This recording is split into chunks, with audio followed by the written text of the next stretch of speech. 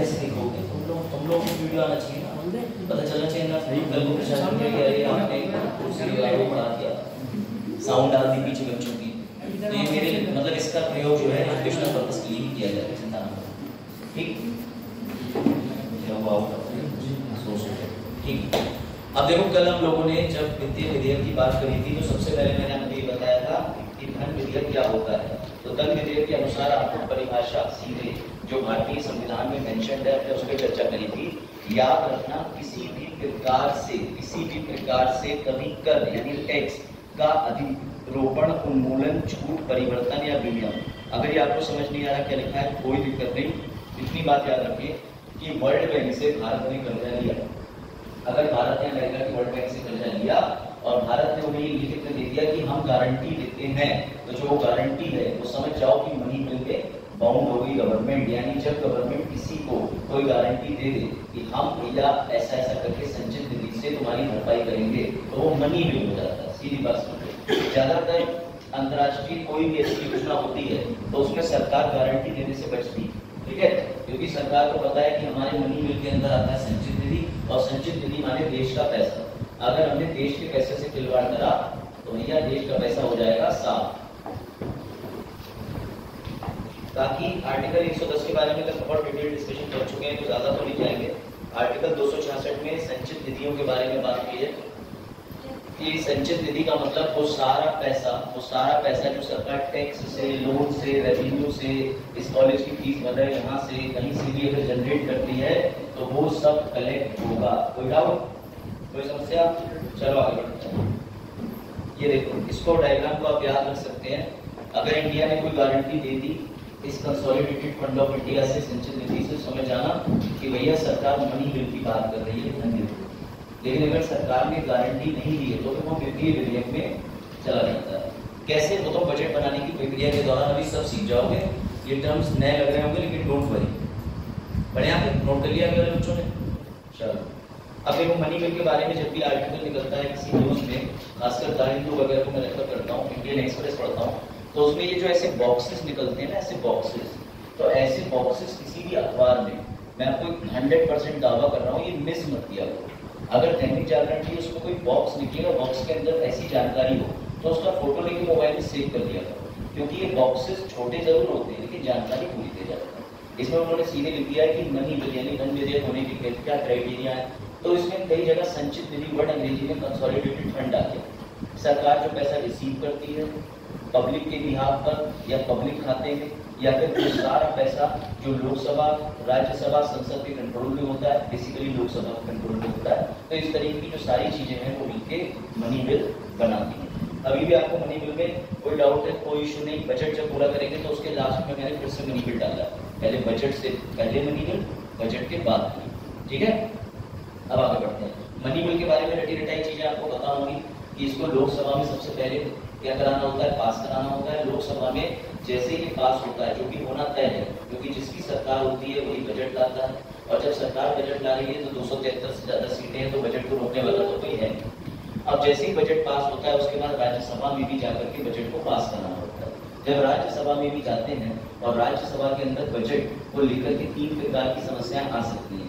या तो राज्यसभा बजट के बिल को रोक ले, या उसमें सुझाव दे दे, या कह दे हम नहीं करेंगे। तो भैया राज्यसभा कुछ भी नहीं कर सकती, 14 दिन का टाइम होता है। अगर उसने स्वीकृति दे दी बहुत बढ़िया, नहीं दी और बढ़िया। 14 दिन वो बिल की कॉपी को हाथ भी ना लगाए, तब भी हम 14वें दिन के बाद, शाम के बाद 15वें दिन मान लेंगे बिल पारित हो गया। तो यानी मनी बिल में अगर आप देखो तो ज्यादातर इसका ज्यादा बड़ा रोल है लोकसभा, राज्यसभा को ज्यादा बड़ा रोल नहीं है। इसीलिए कई बार ग्रुप डी लेवल में क्वेश्चन पूछ लेते हैं कि राज्यसभा का वित्तीय बिल में कैसी भूमिका है, तो लिख देना औपचारिक, सिर्फ फॉर्मेलिटी होती है, क्योंकि उन्हें पता है कि राज्यसभा के पास हम भेज तो रहे हैं लेकिन पारित करना होगा। एक और इम्पोर्टेंट चीज देखो यहाँ पर कि जब लोकसभा से बिल पारित हो गया, राज्यसभा में गया, राज्यसभा की कोई शक्ति नहीं, उसके बाद राष्ट्रपति के पास जाता है, क्योंकि विधेयक जो है वो अंतिम अधिनियम तभी बनेगा जब राष्ट्रपति के हस्ताक्षर होंगे। जैसे ही राष्ट्रपति महोदय हस्ताक्षर करने से मना कर दें तो मनी बिल पास होगा या नहीं होगा, तब भी होगा, वो मना कर ही नहीं सकते, उन्हें बाध्य कर रखा है कि धन विधेयक में राष्ट्रपति जी कभी मना नहीं कर सकते, यानी वो भी मजबूर है। तो सीधे सीधे मैं बोलता हूँ कि लोकसभा क्यों बड़ी राज्यसभा से, क्योंकि जिसके हाथ में पैसा उसके हाथ में पावर, और पैसे की पावर किस सदन के पास है? लोकसभा के पास। कोई डाउट? इसमें हाँ, सिर्फ ऑर्डिनरी वाले, बिल्कुल आप सही कर रहे हो। दूसरी बात ये, लोकसभा को सर हमने पावर दी ही क्यों?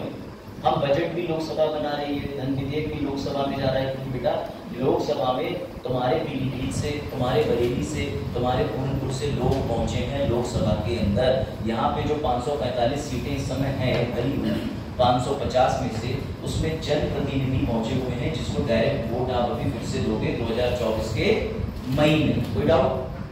कोई डाउट? चीज है समझ में या नहीं? पीछे कि हम इनको डायरेक्टली प्रत्यक्ष रूप से चुनते हैं, चयनित करते हैं, इसलिए हम इन्हें पैसे की पावर देते हैं। तो दिक्कत, राज्यसभा में हमारी डायरेक्टली कोई भूमिका नहीं, हमारे विधायक जी जाके राज्यसभा में वोट देते हैं। ठीक है, आ जाओ सूरज। अब देखो भाई ध्यान से, एक चीज आपको जरूरी है समझना। तो फिर सर जब धन विधेयक पारित हो ही जाएगा, जब धन विधेयक सरकार की वजह से पारित हो ही जाएगा, तो फिर हम ये ड्रामा कर ही क्यों रहे कि हम लोकसभा से बिल्कुल राज्यसभा में लेके जा रहे हैं? तो हमें लेके जाना जरूरी है, क्यों? एक नियम है जिसने बजट या धन विधेयक बनाया वो कोई मंत्री होगा, और मंत्री कार्यपालिका में आता है। लेकिन जवाबदेही का सिद्धांत होता है, उत्तरदायित्व का सिद्धांत होता है कि कार्यपालिका उत्तरदायी है विधायिका को। भले ही लोकसभा बजट आसानी से पास हो जाएगा, फिर भी हमें उसे विधायकों के पास जाके क्रॉस चेक कराना ही कराना है, क्योंकि नियम है कि कार्यपालिका उत्तरदायी है विधायिका। समझ गए बात? चाहे कितने भी स्ट्रॉन्ग हो देश के प्राइम मिनिस्टर, वो व्हाट्सएप पे ग्रुप बना के कह दें कि लोग हो गया बजट पास, लेकिन तब भी बजट पार्लियामेंट के दूसरे सदन में ही डिस्कस होगा ही होगा, ये नियम है। आप ऑपोजिशन के सामने रखोगे, ऑपोजिशन तो विधायिका है। अब ये समझो, मैंने कल एक चीज और बताई थी कि एक बस ये रूल याद कर लें आप, विनियोग विधेयक, इसके तहत ये होता है कि अनुच्छेद 114 में साफ साफ नीचे लिखा है कि कोई भी सरकार किसी भी धन को बिना विनियोग विधेयक पारित करे नहीं निकाल सकती। इसे कहते हैं अंग्रेजी में एप्रोप्रिएशन बिल। बात आई समझ में? ये रूल है कि अगर सरकार ने बजट भी पास कर लिया, बजट भी बन गया, तब भी उसे पैसा निकालने के लिए एप्रोप्रिएशन बिल को पारित करना होगा। अब बजट में एंट्री करने वाले हैं, ये बस थोड़ा रिवीजन था। बजट एक बार पुराने सिरे से कल जो पढ़ाया था उसको समझाते हुए आज बजट हम लोग हर हाल में फिनिश करते हैं।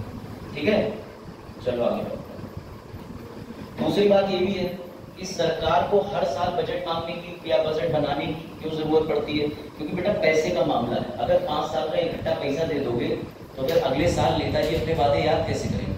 तो नेताजी को बार बार हर साल वादे याद आए, इसलिए हर साल बजट फरवरी के माह में बनाया जाता है, और निर्मला सीतारमण जी या जो भी देश के फाइनेंस मिनिस्टर होंगे वो आके उसको पढ़ के पास करें। कोई दिक्कत? ये हर साल क्यों कराते हैं? हर साल इसलिए कराते हैं ताकि सरकार से कदम कदम पर हिसाब लिया जा सके। कोई डाउट?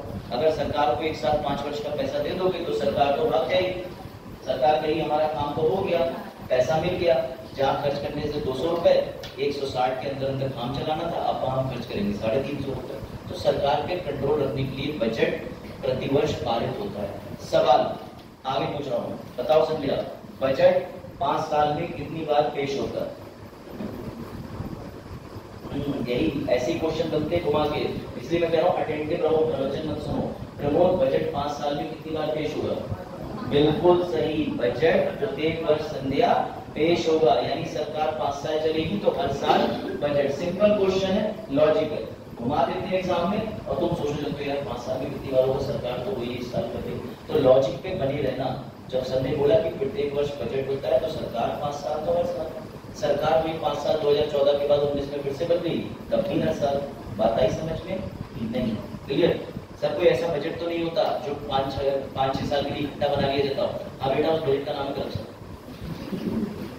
ठीक है, चलो तारांकित वाला जो प्रश्न है वो मैंने बता दिया तुम्हें कि लोकसभा क्यों बड़ी है, अभी बता दिया। ये तारांकित प्रश्न क्यों है? क्योंकि ये हरी शीट पे लिखा गया है, इसलिए स्टार बना। ठीक है, ऐसे करके फॉर्मेट चलता रहेगा। अब आ जाओ, ये थोड़े खतरनाक वाले तत्व थे रिवाइज। 1921 से पहले भी जब अंग्रेज भारत में बजट पारित करते थे, बजट बनाते थे, तो अंग्रेज रेलवे का बजट और जनरल बजट जो है उस कॉमन निकालते थे। एक दिन एकवर्थ नाम का एक आदमी आया उठ के और बोला कि भैया 75% तो रेलवे दे रही है बजट का पैसा, तो काहे रेलवे का बजट और सामान्य बजट एक साथ निकाल रहे हो। हमने भी इस प्रथा को 1924 से जारी रखा और हम रेल का बजट और सामान्य बजट अलग अलग घोषित करते थे। अगर तुम में से कोई थोड़ा बुजुर्ग है 2018 से पहले बजट जानता था तो उसे पता होगा कि रेल बजट भी निकलता था और सामान्य बजट निकलता था। लेकिन एक व्यक्ति आए, विवेक देव रॉय, ओबराय नहीं, विवेक देव रॉय, विवेक देव रॉय, ये नीति आयोग के सदस्य थे। जिन्होंने 2016 में सुझाव दिया कि आप बजट को अलग अलग मत निकालें, इससे सरकार का समय, टीम, धन, पैसा सब खराब होता है और पता है इससे लेटेंसी आ जाती है। लेटेंसी मतलब विलंबता आ जाती है। तो उन्होंने कहा कि आप फिर से बजट को कॉमन निकालो। जब इस पे बहस हुई, चर्चा हुई और इस चर्चा के बाद ये देखो हमारे रेल मंत्रालय ने रेल मंत्रालय ने एक नोटिस जारी कर दिया कि ऐसा ऐसा है, तो हम भैया बिल्कुल सहयोग में इस सरकारी बजट का वो नोटिस है 2017-18 से अगला बजट 2016 में सुझाव दिया, 17-18 के बजट को संयुक्त रूप से निकाला गया। और ये जो मैंने तुम्हें पूरी शीट दिखाई है, ये संसद के एक सदस्य थे, उनका नाम है राजेंद्र गोहेन। उन्होंने इसको लिखित में पूछा है आकारांतिक प्रश्न के रूप में सफेद पेपर पर, तो उनके प्रश्न का ही उत्तर था। इसमें नोट करना है तो एक चीज नोट कर सकते हो, जो नोट कर नहीं आए ठीक है। विवेक देवराय 2017, इनका नाम याद रखिएगा। अगर आपने कभी बजट के क्वेश्चन आ गया, इनका नाम डाल दिया। और वैसे भी ये वन लाइनर में पूछ सकते हैं, कोई बड़ी बात नहीं। यहाँ जितने बच्चे बैठे भी 28-29 को बैठ देने जा रहे हैं ना, ग्रारो यारो दोगे, फिर APS दोगे, सारे एग्जाम दो, मैं भी दूंगा, कोई बड़ी बात नहीं। कुछ एग्जाम छोड़ के सारे नहीं दूंगा, ठीक है। जो गेजेटेड वाले हैं ग्रुप के भी दूंगा, अन्य राज्यों के भी दूंगा। तो उसके अलावा ये इस तरीके के क्वेश्चन पूछ लेते हैं। अब ऐसा होता है, अगर आप MP के बिलोंग करते हो और तुम्हें नहीं पता कि 29 किलोमीटर दूर भोपाल से रायसेन हिल पे भीमबेटका की गुफाएं हैं, तो दिक्कत है। तो जब भी किसी राज्य का स्पेशल एग्जाम दो, वहाँ का स्पेशल GS पढ़ के जाना, ये याद रखना। लेकिन UPSC में कोई रिक्वायरमेंट नहीं कि तुम्हें भीमबेटका सिर्फ मध्य प्रदेश के बारे में पता हो, उनके जो UPSC की नीट है। तो इसलिए बजट राज्य का भी होता है। मैंने तुम्हें एक बताया, जब तुम UP PCS दोगे तो तुम्हें उत्तर प्रदेश का बजट अलग से पढ़ना होगा, सिंपल सी बात।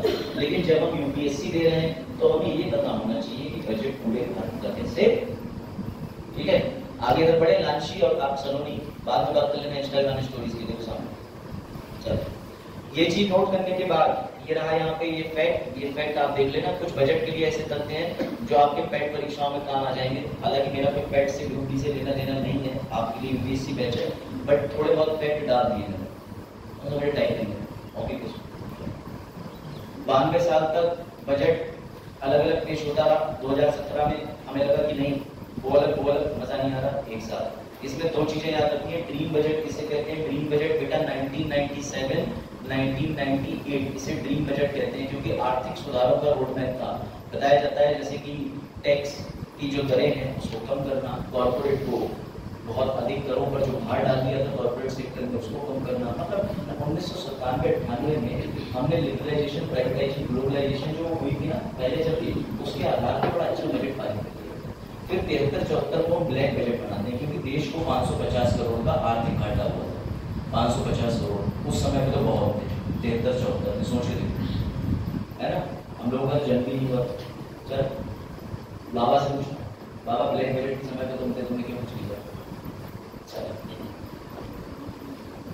तो समझ गए, ये कुछ तथ्य हैं। इस तथ्य से आपका कुछ खासा लेना देना नहीं, लेकिन ठीक है।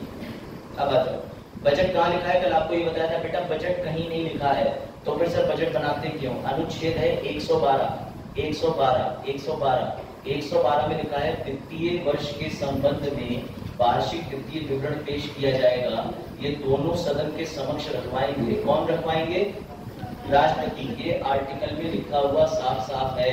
और मैं तुम्हें एक मजे की बात बताऊंगा, इसके नीचे तुम ये पिछली भारत की संचित निधि देख रहे हो ना, इसको जोड़ के बजट बनता है। लेकिन आगे बताऊंगा, अगर कभी भी आर्टिकल 112 पे सीधे क्वेश्चन पूछ ले तो तुम्हारे UPSC आंसर में ये शब्द होने ही होने चाहिए। देखिए, हर मेंस के क्वेश्चन में कीवर्ड होते हैं। उदाहरण दे रहा हूँ, जैसे तुमसे किसी ने कहा कि वन्य जीव अभ्यारण्य क्या होता है, तो अब सबके दिमाग में वन्य जीव अभ्यारण्य की अलग अलग परिभाषा है, जहाँ पे पशुओं को संरक्षित किया जाता है, जहाँ घास ज्यादा होती है, वातावरण होता है। लेकिन कुछ 3-4 शब्द ऐसे हैं जो डेफिनेशन में डालोगे जो सब लिखेंगे, उसे कीवर्ड कहते हैं कि अभ्यारण्य ऐसा होता है जिसको राज्य केंद्र सरकार घोषित करती है, जिसमें जीवों का संरक्षण किया जाता है। तो ये वर्ड जो बनते हैं वो हर आंसर के कीवर्ड कहते हैं। मेंस में कभी भी एग्जामिनर जो मैं इंटरलाइन करने को कहता हूँ वो ये कुंजी शब्द की बोलने को कहता हूँ, क्योंकि तुमने अगर कीवर्ड पे टिक मार दिया तो एग्जामिनर समझ जाएगा कि आर्टिकल 112 में प्रयोग होने वाले समस्त शब्द इसकी उत्तर पुस्तिका में उपलब्ध है। इसे कहते हैं मेंस की आंसर राइटिंग। तो लोग जो सबमिट किए हैं ना पेपर वो बाई द सेंटर तक चेक होकर तुम्हें मिल जाएंगे, तो ये सब लिखेंगे, चेक करेंगे ना, वो ये सब तुम्हारे पे डालेंगे कि कीवर्ड तुमने ये नहीं लिखा, इस आंसर को पूरा भी काट सकते हैं और भी फाड़ सकते हैं, जो भी लिख सकते हैं, उसके ऊपर है, लेकिन लिखेंगे तो जो भी अपने स्ट्रक्चर बना के देंगे उस आंसर में, ठीक है ना। बेटा इसमें ये लिखना चाहिए। चलो मैं भी अपनी कॉपी चेक करा था।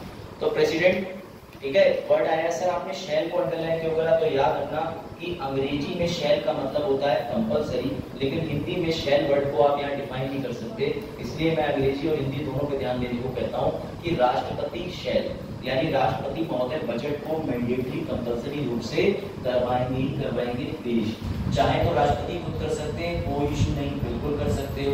इंदिरा गांधी जी जब देश की प्रधानमंत्री थी उन्होंने एक बार बजट पेश किया था, प्रधानमंत्री ने बजट भी पेश कर दिया, कोई इशू नहीं है, कर सकते हो, ये पावर है। लेकिन आर्टिकल तुम्हें ये क्षमता भी दे रहा है कॉज टू बी लेड, यानी तुम जो बिल है उसको समक्ष रखवा सकते हो किसी मंत्री परिषद के द्वारा। तो जब ये आर्टिकल 112 ने पावर दी है, एक आर्टिकल और है 53। जब हम राष्ट्रपति पढ़ेंगे तो मैं तुम्हें दिखाऊंगा कि राष्ट्रपति के पास अप्रत्यक्ष अप्रत्यक्ष कौन कौन सी शक्तियां, ठीक है।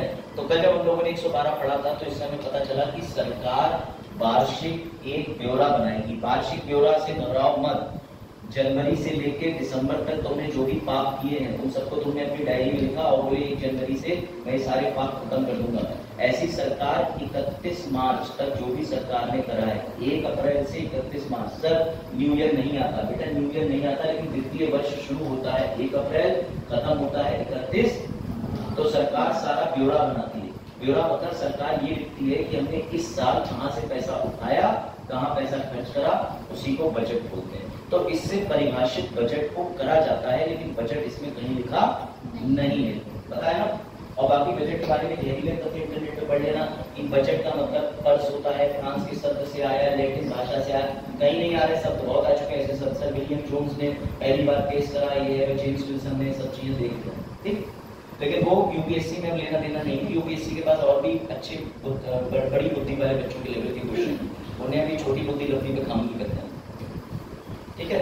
112 के अंदर एक ये बॉक्स याद रखना हर हाल में, सर बजट मनी बिल में आता है, हाँ, मतलब बजट की जो पूरी प्रक्रिया है वो धन विधेयक की तरह चलेगी और बजट भी धन विधेयक का भाग है। क्यों? क्योंकि बजट भी पहले लोकसभा में पेश होता है, इसके लिए भी राष्ट्रपति की पूर्व अनुमति चाहिए। सर ये सब सुना सुना लग रहा है, सुना सुना इसलिए लग रहा है क्योंकि मनी बिल में भी राष्ट्रपति की पूर्व अनुमति चाहिए होती है। मनी बिल पहले कहाँ पारित होता है? लोकसभा में पारित होता है। कोई डाउट? ध्यान लगाओ, ध्यान। घर पे ऐसे मोमबत्ती सामने रखा करो, त्रिटक करा करो, ऐसे उसको फोकस किया, तभी अगर किस्मत बहुत खराब तो मोमबत्ती बन सर तंत्र क्रिया सिखा रहे हैं, नहीं बेटा, ये त्रिटक एक एक्सरसाइज होती है, उससे तुम्हारी आंखों की रोशनी और ये सब चीजें बढ़ती है, ठीक है। अब खुद नहीं करो, मैसेज डाल दो, चलो देखो, चलो तुम लोग नहीं समझो, तुम्हारे लिए आज इंटरनेट नहीं खोला। देखो 112 के अंदर ये कहीं परिभाषित नहीं है, डिफाइंड क्या है, कट मारे हैं, लिखा है अर्थ अर्थ अर्थ। जैसे तुम्हारे पापा का बेटा खाना खाओगे, तुमने कहा नहीं पापा, अब पापा ने अर्थ निकाला बेटा गुस्से में है, बेटी का व्रत भी हो सकता है, बेटी की लड़ाई भी हो सकती है किसी से, या बेटी पहली बदल खा रही है। तो भैया जो अर्थ निकाले वो 112 को पढ़ने के बाद हमने अर्थ निकाले कि ये कुल मिलाकर के बजट की बात कर रहा है, समझ गए? इतना आसान करना पड़ता है, वरना तुम अलग ही परिभाषा निकाल दोगे। तो बजट निकाला, सुनो, बजट हमने सब बना दिया, पैसा कैसे निकाले? तो 114 अनुच्छेद बात करता है कि बजट बनने के बाद भी पैसा कैसे निकाला जाता है, समझे कि नहीं? चलो अब इंटरेस्टिंग पार्ट शुरू करते हैं, वरना तुम लोग सो जाओ। ये याद रखना, बजट एक मनी बिल है। कैसे? 112 से बजट का अर्थ निकालते हैं, अनुच्छेद 110 की तरह पूरी प्रक्रिया चलती है।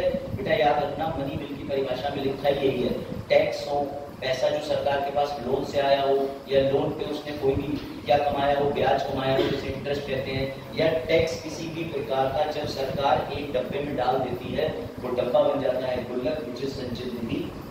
ठीक है, विच इज संचित निधि, ये बॉक्स बन जाता है। और जब सरकार पैसा लेना और पैसा देने के लिए जो बिल लेके आती है उसे मनी बिल कहते हैं। बढ़े आगे? अब देखो सब पढ़ चुके हैं, ये याद रखना, चरण तुम तो याद ही रखो। अब सुनो ध्यान से, अब चल रहा है सीधे सुपर फास्ट बजट। जहां तक कल पढ़ाया था वहां तक थोड़ा फास्ट चलेंगे, फिर आगे से लो। बेटा बजट 2 स्टेप में बनाया जाता है, पर सर कल आपने प्री बजट की मीटिंग तक तो 3 स्टेप बना दी। बता रहा हूं कैसे। बजट के 2 चरण है निर्माण के। कल हमने सिर्फ निर्माण पढ़ा है, मेकिंग ऑफ बजट। आज तो हम बजट का इनेक्टमेंट लागू करना सीखेंगे। इसके निर्माण करने में 3-4 स्टेप आती हैं, कल हमने वो पढ़ी थी। यानी सर जब बजट बनेगा उससे पहले हमारी जो सरकार है वो बजट बनाने के लिए क्या क्या करेगी, उसे निर्माण कहते हैं। कोई दिक्कत? उसे कहते हैं मेकिंग ऑफ बजट। इसके अंदर 5-6 चरण आते हैं, स्टेजेस आती हैं, प्रक्रिया आती है। बढ़े आगे। और दूसरा पूरा पार्ट 2 चलेगा लागू करने पे। अब फोकस हो जाओ। सर 2024 का बजट किस माह में आएगा? इसके लिए लेकिन बनाने से पहले प्रक्रिया कब शुरू हो जाएगी? कोई दिक्कत? सर बजट में मंत्री जी तो रहेंगे, लेकिन मंत्री जी किसे जोड़ेंगे? वित्तीय सचिव को। किसे? वित्तीय सचिव को। किसे जोड़ेंगे? सिर्फ वित्तीय सचिव अकेले बजट नहीं बना सकते। इसके लिए लगेगा तुम्हारे IRS ऑफिसर, SSC के टैक्स इंस्पेक्टर, SSC के कैग अधिकारी। बड़े बड़े अधिकारियों की टीम को बोला जाता है कोर ग्रुप। कोर ग्रुप क्या बोला जाता है? सर आपने सीक्रेट क्यों रखा है? क्योंकि बेटा ये जो ग्रुप है इसकी जानकारी किसी को नहीं दी जाती, ये ग्रुप बड़ा सीक्रेट रखा जाता है। अभी देखना बजट बनते बनते इन सबको ताले के अंदर 10 दिन बंद करेंगे, तब तुम्हें मजा आएगा। तो ये जितनी भी टीम है जो SSC की तैयारी भी कर रहे हैं, अगर वो SSC से जाते हैं तो उनके लिए याद रखना ये कोर ग्रुप का हिस्सा बनने का मौका मिल सकता है अगर वो चले गए अच्छे विभाग में। कोई दिक्कत?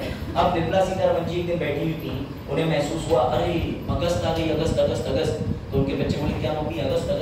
बोले बेटा अगस्त सितंबर में बजट बनाने के लिए मुझे जारी करना पड़ेगा बजट सर्कुलर। कैसे? अभ्युदय क्लास शुरू करने से पहले मुझे अखबार में निकालनी पड़ेगी विज्ञप्ति कि बच्चों आ जाओ, फ्री का माल सस्ते में, जितने टीचर उपलब्ध हैं आ जाओ, देख लो, डेमो ले लो, वो पढ़ाएंगे। तो ऐसी सरकार कहती है कि हम भी निकालना है अभ्युदय क्लासेस का आयोजन, तुम आओ और आकर के डेमो लो, देखो और टीचर फाइनल करो। कोई दिक्कत? तो वही चीज है, इस परिपत्र को वही समझो कि विज्ञप्ति निकल गई प्रेस की। कोई डाउट? कोई समस्या? अब जैसे निर्मला सीतारमण जी ने ये बजट परिपत्र निकाला तो बेटा ये बड़ी बजट परिपत्र ऐसा होता है, ये देखो बजट सर्कुलर। ये जो बजट सर्कुलर है इस पे सवाल आ चुका है, कौन सा मंत्रालय निकालता है? वित्त मंत्रालय। क्या सिर्फ वित्त मंत्रालय निकालता है? नहीं, उसमें विभाग होता है आर्थिक मामलों का, समझ गए? आर्थिक मुद्दों का विभाग। तो इकोनॉमिक अफेयर के साथ मिलके जिंदा MCQ है तुम्हारे सामने। एक ऑप्शन आएगा कि बजट का सर्कुलर यानी कि भैया विज्ञप्ति या आज्ञा पत्र या परिपत्र कौन निकालता है, उसमें ये दोनों विकल्प दिए होंगे। तो मिनिस्ट्री फाइनेंस के साथ में डिपार्टमेंट ऑफ इकोनॉमिक अफेयर्स पे आपको टिक मारना है। शिवांशी को डाउट? बन गया MCQ? वैसे इको का MCQ है लेकिन ठीक है, अब मेरे सेगमेंट में आ गया तो मुझे पढ़ाना पड़ेगा। समझ गए? वेबसाइट भी दी है लेकिन अभी सरकार इतनी वो नहीं हुई है। हाँ SSC में वेबसाइट पूछ सकती है, कुछ नहीं पता। SSC उस पे चलता है कि जैसे वो लोग बैठे, उन्होंने कहा हाथ रखो किस पे आ रहा है, बोले वहाँ ये वाला क्वेश्चन पूछिए। तो ऐसी परीक्षाओं पे ना जाए, परीक्षा हो जाए जो लॉजिकल होती है। तो ये वेबसाइट जो है वो SSC और ग्रुप डी में कुछ नहीं पता, सरकार पूछ ले, कुछ भी कर सकती सरकार। ये पूछ ले, एक 4 पे निकालते हैं कि 1 5 पे निकालते हैं, ये देखो ठीक है। और ये रहा, अब जो मैंने कहा वो तो मैं प्रूव कर दे रहा हूँ। कोर टीम बनाने के लिए देखो विभिन्न मंत्रालयों के पास में प्रेस लिखी जाती है। ये लोग, ये देखो ये कौन कौन लोग लिखे हुए हैं। CAG कैग, ठीक है, कैग पता है ना, कैग को हिंदी में क्या कहते हैं? तो इंग्लिश में कहते हैं, आपने बिल्कुल ठीक बताया। हाँ, खैर नियंत्रक एवं शाबाश। और CGA भी एक होता है, वो भी दिखाइए। देखो सब लिखा हुआ है, चलन देख लो। सभी मंत्रालय के चीफ सेक्रेटरियों को जाता है, मैंने बताया वित्तीय सेक्रेटरी, सचिव, कैग की टीम। अब ये जो कैग की टीम और बाकी सब टीम क्यों बना रहे हैं? ताकि बजट को बनाने के लिए इंडिया के सबसे टॉप विभागों के एक्सपर्ट माइंड लिए जा सकें। लेकिन सर इंडिया के एक्सपर्ट माइंड जरूरी है सरकारी हो, कोई प्राइवेट भी तो हो सकते हैं। तो पहले सरकार की क्राइटेरिया समझो, मजा आए। अब सरकार ने कोर टीम तो बना ली, एक एक बच्चा ध्यान देना, भले ऑक्सीजन O2 कम कर देना, सामने देखना CO2 की तरफ। सबसे पहले ध्यान देना, सरकार ने विज्ञप्ति निकाली। अब क्या होगा, अभ्युदय के बच्चे एक दिन आएंगे और अपनी डिमांड देंगे कि हमें इस कोर्स के लिए शुरू कर दो अभ्युदय को। ऐसे ही बेटा आप सरकारी पे आ जाओ, जितने भी मंत्रालय होते हैं सरकार उनके पास ये विज्ञप्ति या परिपत्र भेजती है और कहती है बताओ तुम्हें कितना कितना पैसा चाहिए। ये देखो, डिपार्टमेंट ऑफ डिफेंस, एजुकेशन, खेल, इनमें फिल इन द ब्लैंक इसलिए है क्योंकि जितने डिपार्टमेंट हैं तुम भर सकते हो, तुम्हारी मर्जी। उन सभी डिपार्टमेंट से सरकार ये जानना चाहती है कि कितना पैसा चाहिए, क्यों चाहिए, क्यों दे पैसा। तो याद रखना, जितने डिपार्टमेंट हैं बेटा वो सभी के सभी सर्कुलर का एक जवाब देते हैं और उस जवाब को हिंदी में कहते हैं अनुदान की मांग। क्योंकि जितने भी डिपार्टमेंट हैं वो सबके सब करते हैं डिमांड कि हमें दे दो पैसा, और पैसे को ग्रांट कहते हैं। ग्रांट, जब कोई टॉप अधिकारी नीचे वाले को दे तो उसे अनुदान कहते हैं, उसे पैसा देना नहीं कहते। जैसे आपको स्कॉलरशिप ही क्यों दी जाती है, दिया तो पैसा जाता है लेकिन उसका नाम स्कॉलरशिप हो जाता है। ऐसे ही आप जाइएगा तो आप कहीं पे दान देंगे, दान किसी विभाग में, तो कहा जाएगा कि इन्होंने आपको ग्रांट दी है। सरकार कभी भी छोटे छोटे विभागों को एड और सब्सिडी और ग्रांट देती है। तो ऐसे ये लोग भी क्या मांग रहे हैं, ग्रांट। इन्होंने ये ग्रांट मांगी विभिन्न मंत्रालयों। कैसे, जैसे जावेद खड़े हुए हमारे खेल मंत्री, जावेद ने कहा मेरे को ममता 900 रुपया हॉकी लेके आऊंगा, मैं इंडिया का नेशनल गेम बनाऊंगा, सीधी बात। तो उन्होंने कहा कि 900 लोगों के लिए या 900 लोगों के बैठने की, खेलने की कैपेसिटी का स्टेडियम बनाने के लिए कितना पैसा चाहिए। तो जावेद इधर से अनुदान की मांग में पूरा एस्टीमेट लिख के देंगे कि हमें गुजरात में चाहिए स्टेडियम, एक भोपाल में चाहिए, एक दक्षिण भारत में चाहिए, ताकि विभिन्न राज्यों से बच्चे शिक्षा ले सके। बात आई, समझे बात। इसी को कहते हैं डिमांड फॉर ग्रांट। अब जो बच्चे कल नहीं आए थे वो इस क्वेश्चन पे कंफ्यूज हो गए, ये समझना। क्वेश्चन अगला इंटरेस्टिंग है जो इस बार बिहार में आया था, समझ लेना। जितने मंत्रालय उतनी मांग, लेकिन ये मांग सीमित नहीं है। ऐसा आंकड़ा एक बार अखबार में निकला कि 106 से 109 मांग करी जाती है। लेकिन जो भी इसको सिर्फ पढ़ के चला गया और उसने ये नहीं पढ़ा कि वैसे हर मंत्रालय को एक ही मांग की अनुमति है, पर अगर मंत्रालय बहुत बड़ा है तो वो एक से ज्यादा मांग भी रख सकता है। अब ये जो न्यूज़पेपर आया था इसको ध्यान से समझना और कितनी होशियारी से। ये 7 अक्टूबर 2023 को इस बार आया हुआ है। जब भी बजट बनने को होता है तो ऐसी चीजें आती हैं। तभी कुछ बच्चे बिहार गए और ये देखो ये अनुदान की मांग ऐसा होता है। कुछ बच्चे बिहार का पेपर देने गए, बिहार में ये रहा क्वेश्चन हिंदी में, इसका उत्तर कल वाले उत्तर नहीं देंगे, आज वाले देंगे जो है। तो एक प्रयास करो क्या आंसर होगा। अनुदान की मांगे संसद में पेश की जाती है कितनी कितनी कितनी कितनी कितनी। अब जो बच्चे सिर्फ ये पढ़ के गए कि 106 से 109 को 109 पे टिक मार देंगे, लेकिन बेटा ध्यान रखना ये अनुदान फिक्स नहीं होता। इसमें साफ साफ लिखा हुआ है अगर मंत्रालय बड़ा है तो एक से ज्यादा अनुदान मांग सकता है। इसीलिए बिहार ने तुम्हें कंफ्यूज कर दिया। बिहार ने 109 लिखा लेकिन बिहार ने एक्सप्लेनेशन भी पढ़ लो खुद ही।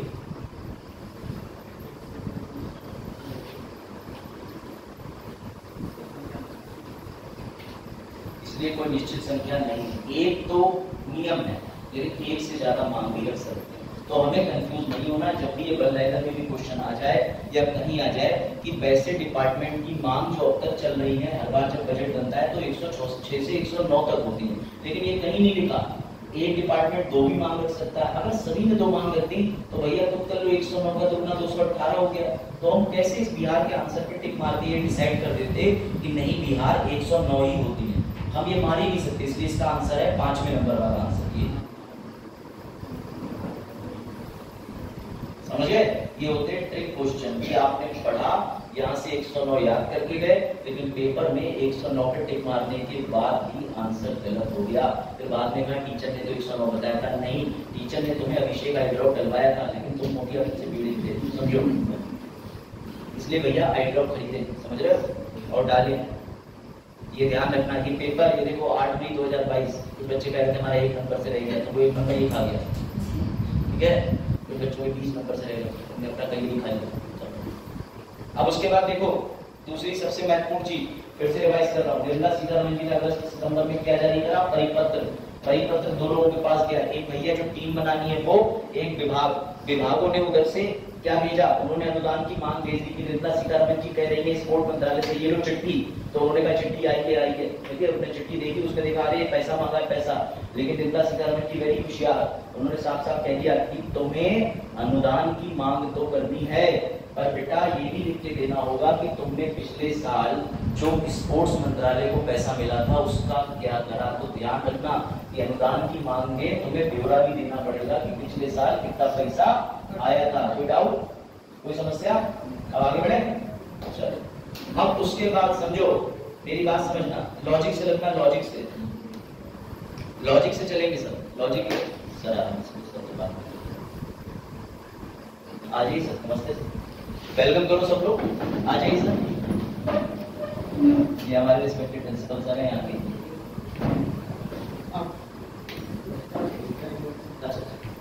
तो सुनो ध्यान से, बैठ जाओ सब लोग, हम लोग लेक्चर कंटिन्यू कर रहे हैं, ठीक है। उसके बाद समझो ध्यान से, अब क्या हुआ कि सबसे पहले हमारे भैया जो फाइनेंस मिनिस्टर थे, उन्होंने सबसे पहले क्या मांगा, एक परिपत्र जारी करके अनुदान मांगे। अब जितने भी विभाग थे उन्होंने क्या दे दिए बदले में, अनुदान। उस अनुदान की मांग में कौन सी 2 चीजें हैं, एक तो जो हमें इस वर्ष पैसा चाहिए, लेकिन पिछले वर्ष जो खर्चा करा। अब जैसे ही ये सारी खबर और सारे ग्रांट का जो पूरा ब्यौरा था वो पहुंच गया हमारे वित्त मंत्री जी के पास। अब वित्त मंत्री जी ने अपनी टीम को, कौन सी टीम, कोर टीम को कहा कि सुनो, अब तुम्हें सारे खर्चे, सारे व्यय एक साथ बैठ के जोड़ के बनाना होगा प्रस्तावित बजट। मेरी बात समझना, अभी हम फाइनल बजट नहीं बना सकते। उन्होंने कहा जितने खर्चे आए हैं, जितने इनकम के स्रोत हैं, वो सारी चीजें जोड़ के तुम मेरे लिए प्रोजेक्ट करो, एक कच्चा पक्का चिट्ठा। कोई डाउट? इसी को बेटा कहते हैं एक्सपेंडिचर डिपार्टमेंट की रिपोर्ट कह लो, चाहे जो विभाग ये रिपोर्ट बनाता है उसे कहते हैं एक्सपेंडिचर डिपार्टमेंट द्वारा बनाई हुई रिपोर्ट। इस रिपोर्ट में तुम्हें ये पता होनी चाहिए ये 4 चीजें आनी ही आनी है। ये बिल्कुल सामने तुम्हारे एमसीक्यू रखा हुआ है कि डिपार्टमेंट ऑफ एक्सपेंडिचर किन चीजों को अपने एस्टिमेटेड बजट में डालता है। पढ़ो, इसकी ट्रिक भी लिख दी है मैंने। पहला है वास्तविक खर्चा, क्योंकि जितने भी विभाग हैं, जितने भी मिनिस्ट्री हैं, उन्होंने क्या भेजा है, अनुदान की मांग के साथ खर्चा जो हुआ है। कोई डाउट? उसके बाद दूसरी चीज यहाँ पर क्या लिखी हुई है, पढ़ो, रिवाइज्ड एस्टिमेट। रिवाइज्ड का मतलब सीतारमण जी मान के चल रही थी कि इस बार 1 लाख में काम चल जाएगा, लेकिन नहीं, इस बार तो बजट और ज्यादा बढ़ाना पड़ेगा। कच्चा पक्का चिट्ठा इस व्यय वाले विभाग ने उन्हें बना के दिया। तीसरी चीज, अब वो बनाएंगे original budget estimate. Original budget estimate का मतलब समझो कि मूलतः अगर बजट हमने बनाया होता इन सभी चीजों को लेकर के, तो किस तरीके से वो प्रस्तावित होता। फिर से समझना, एक्चुअल खर्चे देखे थे, उसको हमने जो एक्चुअल बजट बनाया है उससे तुलना करेंगे, हम उन सभी को रिवाइज करेंगे और अंत में अपने बजट का एक ब्लूप्रिंट निकाल के उसे बोलेंगे अगले वर्ष का बजट। लेकिन अभी वो बजट फाइनल नहीं हुआ है। ये कंडीशन जटिल है, मैं फिर से समझा रहा हूँ क्योंकि कल जो बच्चे नहीं आए थे। सिंपल सी बात है, निर्मला सीतारमण जी ने क्या करा, उन्होंने अगस्त सितंबर में एक परिपत्र जारी करा। ये परिपत्र किसको जारी करा, किसे जारी करा, फाइनेंस सेक्रेटरी को नहीं, फाइनेंस सेक्रेटरी ने कोर ग्रुप को बनाया और उसके बाद विभिन्न मंत्रालयों को जारी करा। मंत्रालय ने उसके बदले में क्या भेजा, परिपत्र के बजट सर्कुलर। जब बजट सर्कुलर वापस उन्हें प्राप्त हो गया तो उन्होंने अपनी टीम को काम पे लगा दिया। बेटा ये रही उनकी टीम, इस टीम का नाम होता है ये डिपार्टमेंट ऑफ एक्सपेंडिचर। इसे समझो खर्चा विभाग। इसका कोई काम नहीं है, इसने बस ये देख लिया कि अगर बजट बनाए तो अभी जो हमारे पास डेटा है उसके अनुसार कैसे बजट बनाए। लेकिन तुम्हें उसके 4 हेड याद रखने, इसकी ट्रिक मैंने बनाई है, इसलिए एक दो अक्षर ऊपर नीचे करें तो ARO बनोगे, ट्रिक है इसकी भैया, समझ गए। ARO बनोगे, A से एक्चुअल, R से रिवाइज, O से ओरिजिनल, B से बजट। इसको याद रखना, कभी भी सामने आ जाए। हिंदी में वास्तविक खर्चा, रिवाइज का मतलब आपको पता है कि भैया पुनः कोई चीज बनाई जाए, ऐसा प्रस्ताव या एस्टिमेट, समझ गए। पूर्वानुमान, ओरिजिनल बजट एस्टीमेट और budget estimate for financial year. मैं फिर से चारों को आसान कर दे रहा हूँ। खर्चे तुम्हारे हाथ में ओरिजिनल है या नहीं? सारे मंत्रालय ने पिछले साल जो खर्चा करा उसकी रिपोर्ट तुमने देखी। उस रिपोर्ट को देखने के बाद तुमने जो ओरिजिनल बजट अब तक बना के रखा था खर्चों के बेसिस पे, उस बजट को लिया, ऐसे लिया। तुम बोले ना बहुत अंतर है। तुमने बीच में डाला रिवाइज एस्टीमेट, यानी तुमने तीसरी चीज एक कागज बनाया, उसको तुम बोलोगे अपने सारे पूर्व अनुमान खंडित करके एक नया अनुमान पत्र जारी करा। अंत में तुम उसको बजट तब तक बोलोगे जब तक अभी आगे और कार्रवाई नहीं हो जाती। ये बात ध्यान रखना। इसमें बिल्कुल जटिलता में मत जाओ। ना तो इसमें मेंस में क्वेश्चन बनेगा, ये प्रीलिम्स में तुम्हें समझाने के लिए तथ्य पूछ दिए जाएंगे। इसमें मेंस में क्वेश्चन नहीं बन सकता, ये एक एक लाइन की डेफिनेशन है। बस ये बजट के अंदर प्रक्रिया है, तो मेरा अपना इंटरेस्ट है कि मैं तुम्हें उसमें ज्यादा नुस्खे बता रहा हूँ, ठीक है। लेकिन जितना बजट पे मेंस में क्वेश्चन बनेगा उतना हम कवर करेंगे। इसको याद रखना कि चार चीजें आती हैं। कौन देता है? Department of expenditure. अब जब ये दे देता है तो सुनो ध्यान से। निर्मला सीतारमण जी ने सरकारी विभागों से बातचीत कर ली, जितनी मिनिस्ट्री से अनुदान की मांग आई थी वो भी पूरा कर लिया। अब चौंकाने वाली बात यह है कि उन पर एक आरोप लगते हैं कि वो अडानी जी से मिलती है, अंबानी जी से मिलती है। बिल्कुल मिलेंगी। अगर तुम्हारे देश का उद्योगपति अमेरिका में चला जाए तो तुम्हारे देश की अर्थव्यवस्था गिर जाएगी। अंबानी जी टैक्स भरते हैं ना, तभी देखना कितना टैक्स भरते हैं। तो हमारी निर्मला सीतारमण जी को हमारे देश की अर्थव्यवस्था संभालने का दायित्व मिला है, क्योंकि वो वित्तीय मंत्री है। तो वो बजट से पूर्व प्री बजट मीटिंग करती हैं। इसमें देश के आयात करने वाले, देश के निर्यात करने वाले, देश के बड़े बिजनेसमैन, बैंकर, मेडिकल एक्सपर्ट, जितने भी तरीके के लोग हैं उनसे सीतारमण जी मीटिंग करती हैं कि बताओ, लास्ट टाइम क्या लिखी इसमें, कल वाले बच्चों क्या पूछती है उनसे जाकर के कि बताओ तुम्हें बजट से क्या उम्मीदें हैं। ये ध्यान रखना, समझ गए? ये क्यों पूछती है? क्योंकि देश का व्यापारी देश में क्यों रहेगा अगर बजट उसके फेवर में ना रहे। मेरी बात समझो। जो इंपोर्ट कर रहे हैं, एक्सपोर्ट कर रहे हैं, वो तो देश को उतना टैक्स देते हैं जितनी पाकिस्तान की अर्थव्यवस्था नहीं है। अब ये भी अगर अंबानी की अडानी की बात करो तो वो इतना तो पैसा टैक्स देते हैं इंडिया को जितने में पूरा पाकिस्तान 5 साल बन जाए या 50 साल में बन सकता है। समझ गए? उन्हें गधे ना बेचने पड़े। मैं हमेशा किस्सा बताता हूँ, गधे दिए और चाइना ने उन्हें अंडरगारमेंट्स के बने हुए मास्क दे दिए बदले में और बोले 95 ये नेशनल न्यूज निकला था। चाइना ने कहा लो we have used, now it is your time to use। ठीक है, तो समझो। अभी भी पाकिस्तान का मुख्य पेशा गधे बेचना है और मुझे तो गौरतलब इस बात पे होता है कि गधे गधे बेच रहे हैं। अब देखो आ जाओ, ये लोग जिसे डाउट है कि वो मीटिंग करती है कि नहीं, ये पढ़ लो।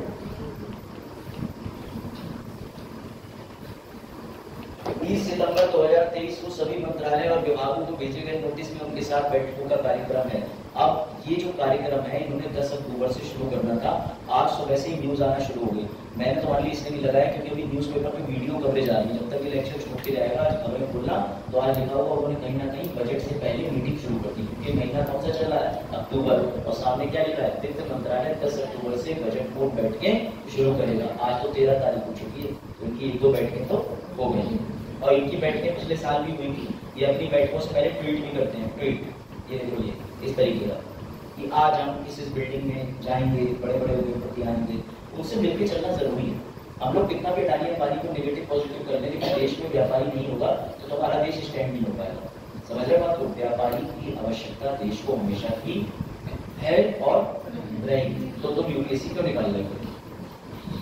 तुम्हारा ही रोल है। ये देखो, ये निर्मला सीतारमण जी बजट से पूर्व पहले मीटिंग का सरकारी प्रस्ताव भी जाता है। लेटर जियो गवर्नमेंट ऑर्डर ये रहा कि किन किन मिनिस्ट्री से आज मिलने वाली है।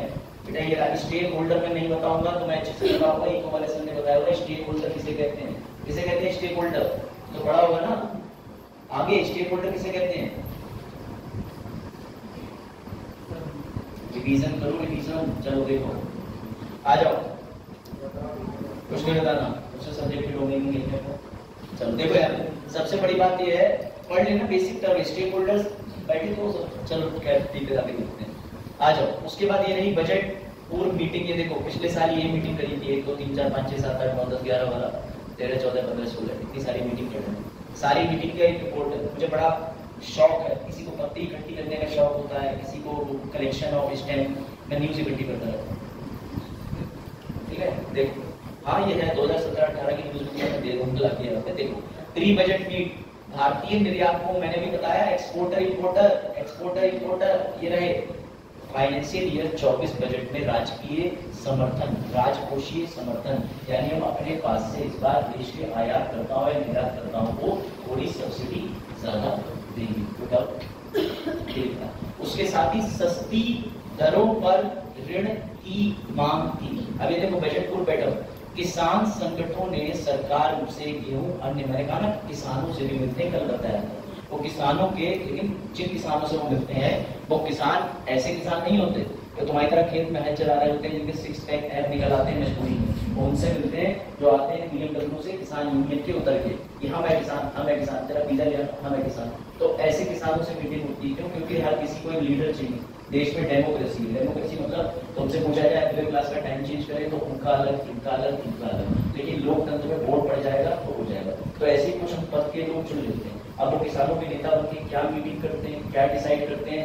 MSP पढ़ा होगा इको में, अब ये कहना कि नहीं पढ़ा, न्यूनतम पढ़ा ना, मिनिमम पढ़ा ना, मिनिमम सप्लाई प्राइस कितनी होता है, खाद्यान्न के और सब दरों पे तय की जाती है। और पूरा पंजाब के अंदर विवाद ही यही है MSP को लेकर के। मंडी समिति वाले जो पूरा आया था, 3 लोग फॉर्म में लाए थे, वो भी MSP पे ही लेकर के विवाद था।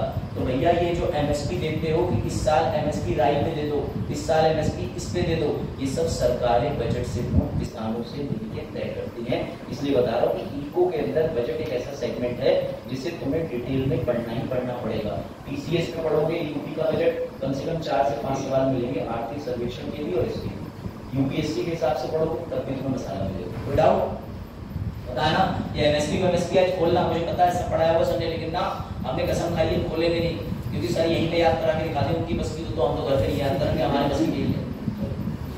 तो इसलिए किसी की मेहनत बेकार मत जाने दो, गरीब को टीचर ही और याद करा करो, ठीक है? चलो देखो, अब देखो ध्यान से भैया, बजट की मीटिंग हो गई, उसके बाद निर्मला सीतारमण जी एक दिन आग पे गई और उन्होंने नीले रंग की चिंगारी जलाई और उसमें कागज डाला और झोंक दिया। सर कहाँ मजाक कर रहे हो? नहीं, हाँ समझो। जैसे ही प्री बजट मीटिंग हो गई, निर्मला सीतारमण जी को देखो कोर ग्रुप लिखा हुआ है ब्लैक कलर से, उसने कच्चा चिट्ठा दिया। और ये जो कच्चा चिट्ठा कोर ग्रुप बना के देता है, ये पर डे बना के देगा। यानी उसे लगा ये लो मैडम, सबसे बात करने के बाद ये कॉपी आई है बजट की, मैडम ने देखी, मैडम को लगा ना, उन्होंने तुरंत ही स्टोव जलाया, चलवा दी। स्टोव जलाने का मतलब ये है कि इसको उसी दिन पढ़ के जला दिया जाता है। ये बड़ा कॉन्फिडेंशियल रिपोर्ट होती है। अगर उनको फिर से मैडम को देना है, अगले दिन फिर बनाएंगे एस्टीमेट रिपोर्ट, जिसे ब्लू शीट बोला जाता है। अब कोई बुद्धिमान बच्चे कहेंगे क्या हम जन सूचना अधिकार के तहत एक ब्लू शीट की जानकारी ले लें? बेटा जैसे सीतारमण जी एक कमरे से दूसरे में नहीं ले जा रही, तुम्हें जानकारी मिलेगी? No no. बात आई समझ में? ये मैंने पार्लियामेंट की किताब से ही निकाला। ये लोग जब बजट पेश होता है तो उसमें कुंजी शब्द दिए हुए होते हैं, ये रहे कुंजी शब्द। ये याद कैसे रखी हो? याद नहीं है। अब जैसे अरुण का है कि बजट की समरी है तो वो याद कैसे रखती? कुछ याद रखने की आवश्यकता नहीं है। उसमें से उन्हें जो बिंदु एक काम का लगा, उन्होंने टिक मारा, वो जाकर के दूसरी जगह रिकॉर्ड हो गया वो अपनी तरीके से, फिर ब्लू शीट नहीं। और अगर कुछ काम का नहीं लगा तो भी जला दो। पूरी शीट काम की लगी तब भी कहती है जला दो, उसी वाली जला। समझे? अब देखो, जो तुम्हारे दिमाग में पता नहीं वो तुम्हें दिखानी, जो तुम्हारे दिमाग को पता नहीं वो तुम्हें दिखानी कैसे? इसका उत्तर दो। आज वाले बच्चे कल वाला कोई नहीं बोलेगा, बताओ। ब्लैंक वाला चलो आएगा, ऐसे नहीं आया। आएगा, केबल तो भैया नहीं है। चलो देखो, ऐसे प्रश्न पूछे ना सब्जेक्ट से प्रोजेक्ट थोड़ा मान जाए। क्या है सारी केबल पहली वाली? चलो अब आ जाएगा आगे, ठीक है? बताओ इसका उत्तर दो। मेरी बात याद रखना, जो तुम्हारे दिमाग को पता नहीं, elephantine method of psychology, MA psychology में सीखा था मैंने, जो तुम्हारे दिमाग को पता नहीं वो तुम्हें समझ नहीं आता। इसीलिए मैं साइकोलॉजी के ट्रिक्स बढ़िया मारता हूं, तुम भी समझ। देखो, बैकबोन ऑफ बजट, बजट की रीढ़ की हड्डी। अभी तुम्हें आंसर दिखाया, देखो बेटा, जो तुम्हारे दिमाग को पता नहीं वो तुम्हें दिखता है। ये डेफिनेशन में ही लिखा हुआ था, लेकिन ना सर ने बोला ब्लू शीट, हमारी आंखें नहीं ब्लू शीट पे टकराई और पहली नजर में प्यार को हमने कहा बस बन गया।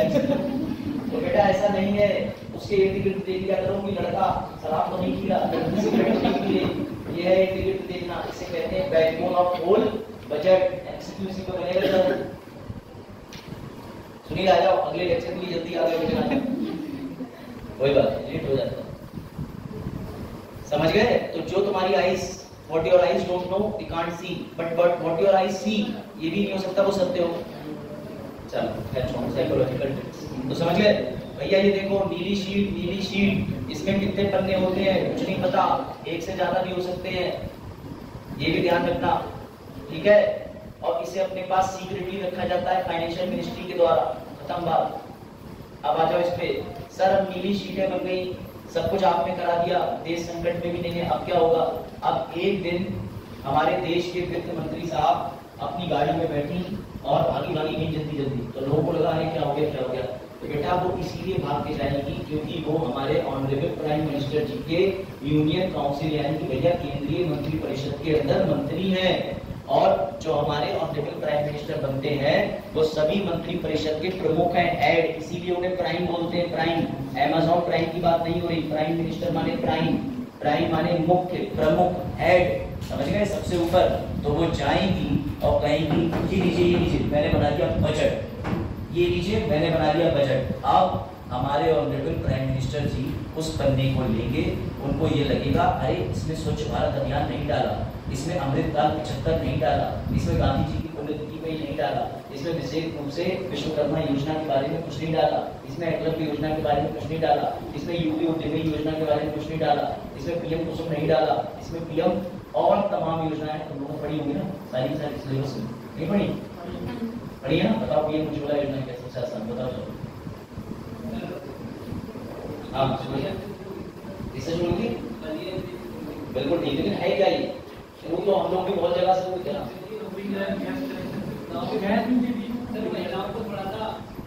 हाँ बैठो अभी करंट इशू हुआ ना लोगों को, एक चीज बताता हूँ बेटा, सरकार को तुम्हारे वन चाहिए थे, जंगल, उज्ज्वला योजना। एक औरत गई, उसने पेड़ पे मारा ऐसे चाकू में, बोली मेरे को चाहिए पेड़, मैं जलाऊंगी खाना इसको चूल्हे में ले जा करके। सुनो, सरकार ने कहा ऐसे बहन की सब पेड़ साफ कर देंगी, अवैध रूप से भी और वैध रूप से भी। तो इसलिए उन्होंने कहा कि पहले बहन जी का चूल्हा बंद करो, क्योंकि सरकार फोकस करती कॉज, कारण पे। अगर तुम मोटरसाइकिल के अंदर धुएं की टेक्नोलॉजी को बदल दोगे तो मोटरसाइकिल कम करने की आवश्यकता नहीं पड़ेगी। समझो, उज्ज्वला योजना के तहत सरकार ने कहा कि पेड़ कटवाने से बंद करने से पहले देखो पेड़ को लेके कहाँ जा रही, तो वो जा रही है चूल्हे में, पति के लिए खाना बनता, बच्चों के लिए। तो उन्होंने कह दिया चूल्हा हटाओ, मुफ्त में एलपीजी सिलेंडर लगाओ योजना, इसे कहते हैं करंट अफेयर का कनेक्शन। समझ गए? उज्ज्वला योजना में पर्यावरण का फायदा, ईंधन का फायदा, मिनिस्ट्री ऑफ नेचुरल गैस का फायदा, hence it became the current affair. चलो आ जाओ, समझ में आया कनेक्शन? अभी तो तुम्हें पीएम कुसुम अभी अरे छोड़ो, अच्छा योजना जब पढ़ेंगे तो पढ़ेंगे। आओ इधर आ जाओ, अब आ जाओ ध्यान से, इस सिलेबस में नहीं है सब। चलो देखो, जनवरी में फाइनेंशियल मिनिस्टर साहब गए ऑनरेबल प्राइम मिनिस्टर के साथ और एडवाइस करा। क्या एडवाइस करा?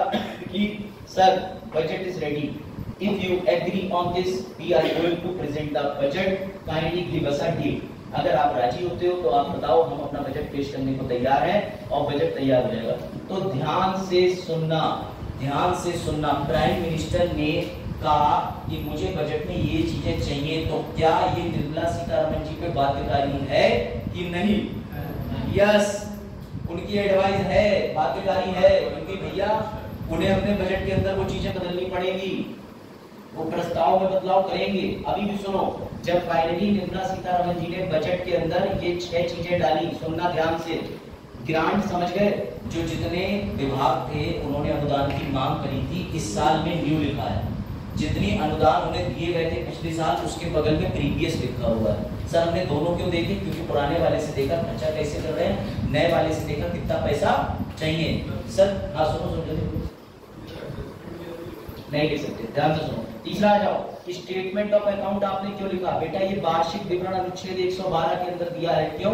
क्योंकि हमने पुराने ग्रांट को देखा, नए ग्रांट को देखा, वार्षिक अंतर लगा के छपाई कर दी। इसी बीच में बजट आने से पहले देश के अंदर एक इकोनॉमिक रिपोर्ट आती है, ये तुमने पढ़ी होगी, अब ये मत कहना ये भी नहीं पढ़ाई, सब पढ़ाई होगी सबने, तुम ध्यान नहीं देते हो। इकोनॉमिक पॉलिसी मतलब भैया आर्थिक नीति भी आई होगी, आर्थिक रिपोर्ट भी आई होगी। आर्थिक रिपोर्ट क्या होता है? ये पूरा अनुमान पे बेस्ड होता है कि देश में इतना इतना ऐसा होगा। ये वाली रिपोर्ट भी डाल दी और सबसे लास्ट में निर्मला सीतारमण जी को जो भी टैक्स के प्रपोजल आए थे कि यहाँ से टैक्स उठा लो, यहाँ से टैक्स कम कर दो, जो अडानी अंबानी बिजनेसमैन फार्मर ने दिए थे, निर्मला सीतारमण जी ने ये सब कागज पकड़े, मिक्सी के अंदर डाले, बटन ऑन करा, ग्राइंड करा, और मुबारक को बन गया बजट। इसे कहते हैं बजट, इसे कहते हैं बजट, इसे कहते हैं बजट। सर, मंत्रालय से मांगे हुए नए अनुदान, पुराने अनुदान की रिपोर्ट, अनुच्छेद 112 का विवरण, आर्थिक नीति, आर्थिक रिपोर्ट और निर्मला सीतारमण जी को जो विभिन्न जगहों से टैक्स के प्रपोजल आए थे। बहुत आसान कर दिया है। तुम ये 6 टिक अगर समझ चुके हो बेटा, एमसीक्यू गलत नहीं होगा। मैं बैठ करूंगा तो जाओ।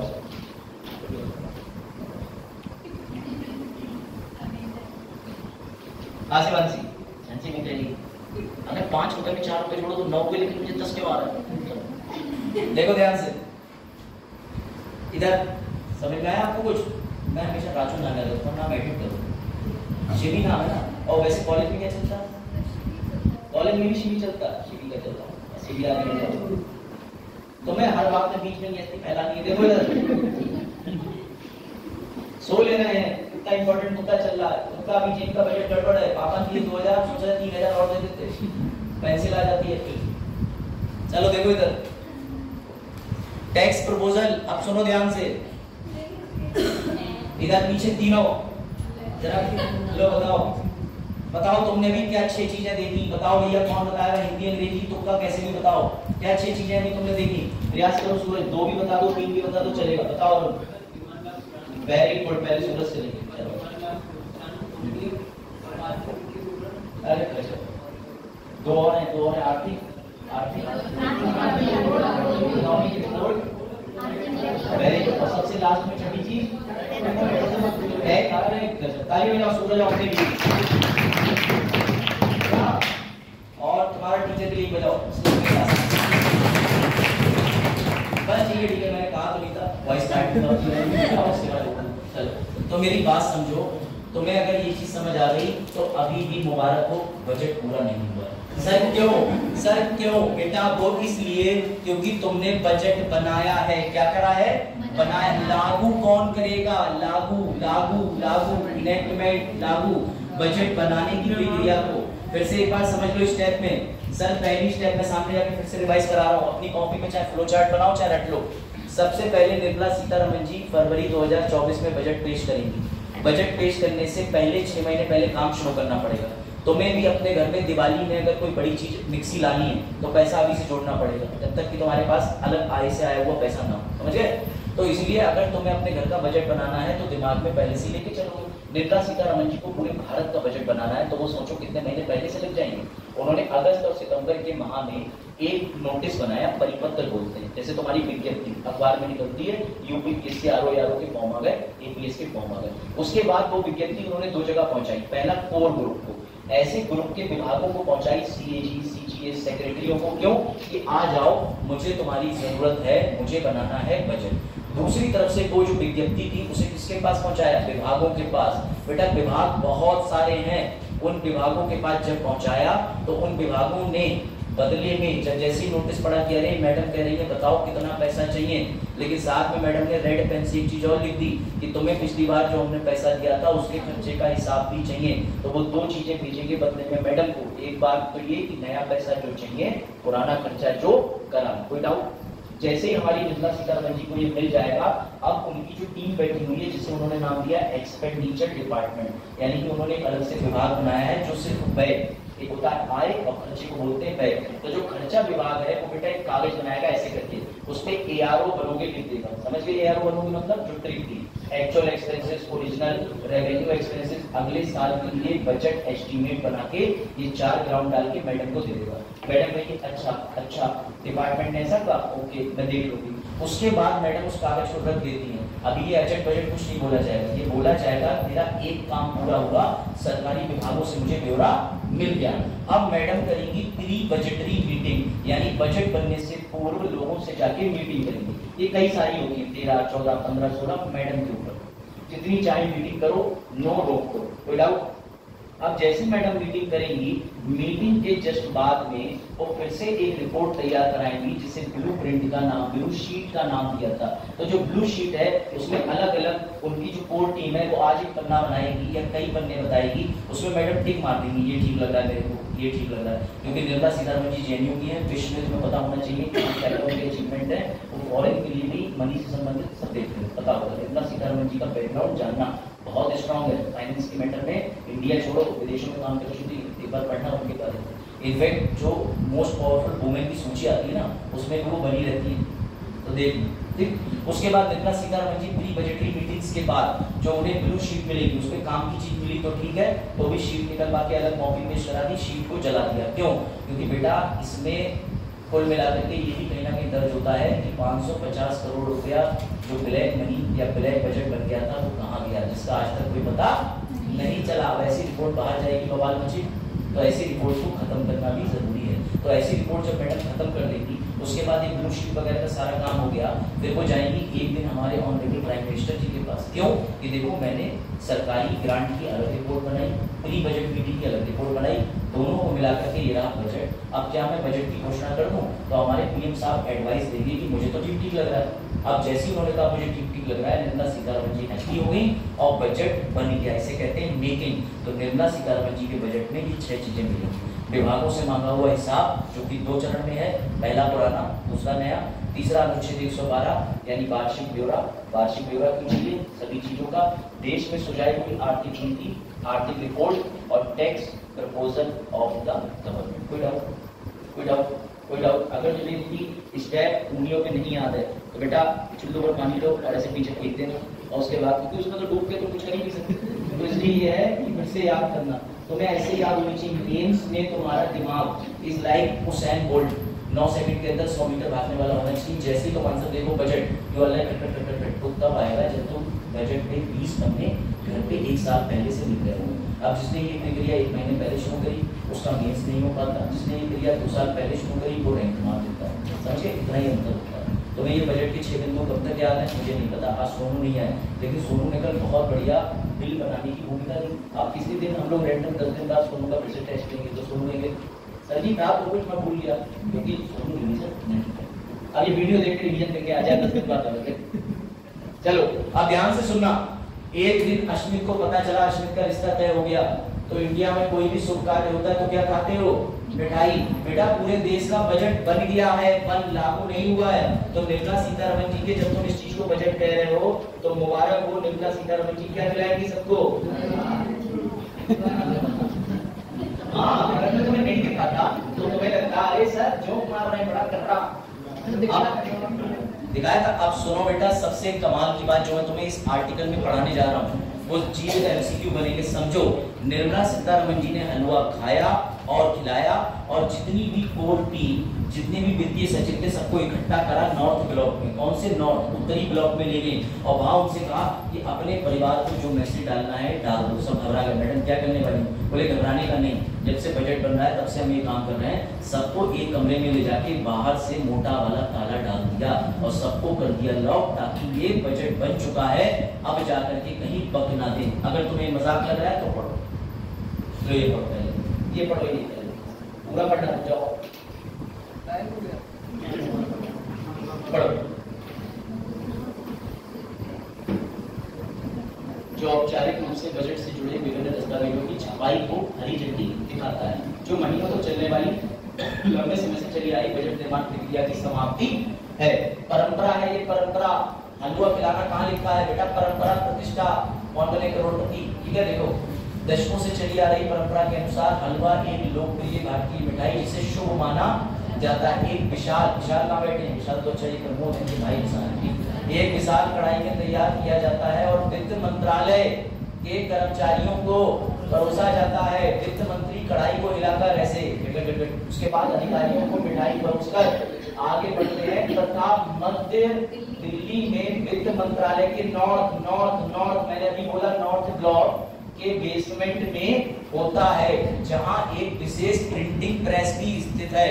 अभी और आगे बढ़ो। कार्यक्रम के बाद जो होता है वही समारोह को महत्वपूर्ण बनाता है। संपूर्ण बजट प्रक्रिया में छिपी गोपनीयता बनाए रखने और लीक के लिए जगह नहीं छोड़ने के लिए नॉर्थ ब्लॉक बेसमेंट में एक किले में बदल दिया है। लगभग 10 दिन के लिए 100 अधिकारी, अन्य कर्मचारी जो सीधे तौर पर बजट बनाने या छपाई से जुड़े होते हैं, उन्हें पूर्ण अलगाव में रखा जाता है और वित्त मंत्री द्वारा बजट पेश करने तक बाहरी दुनिया से काट दिया जाता है।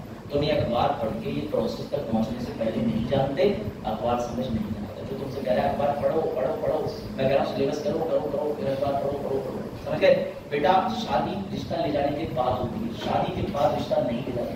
तो इसलिए मैं तुमसे कह रहा हूँ कि इस चीज को समझ के चलना। अब ये लो सर, ये जो बंद रहते हैं उनका क्या होता है, तो पढ़ो।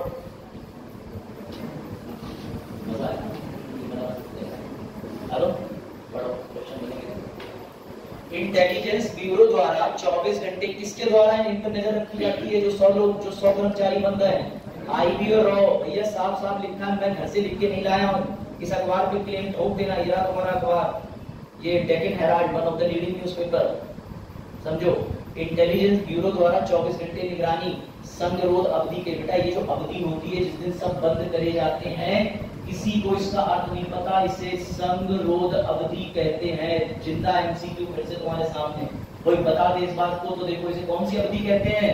संगरोध। यहीं से तो एमसीक्यू बनेगा, बाद में कहोगे नहीं हाँ ठीक है पूछा।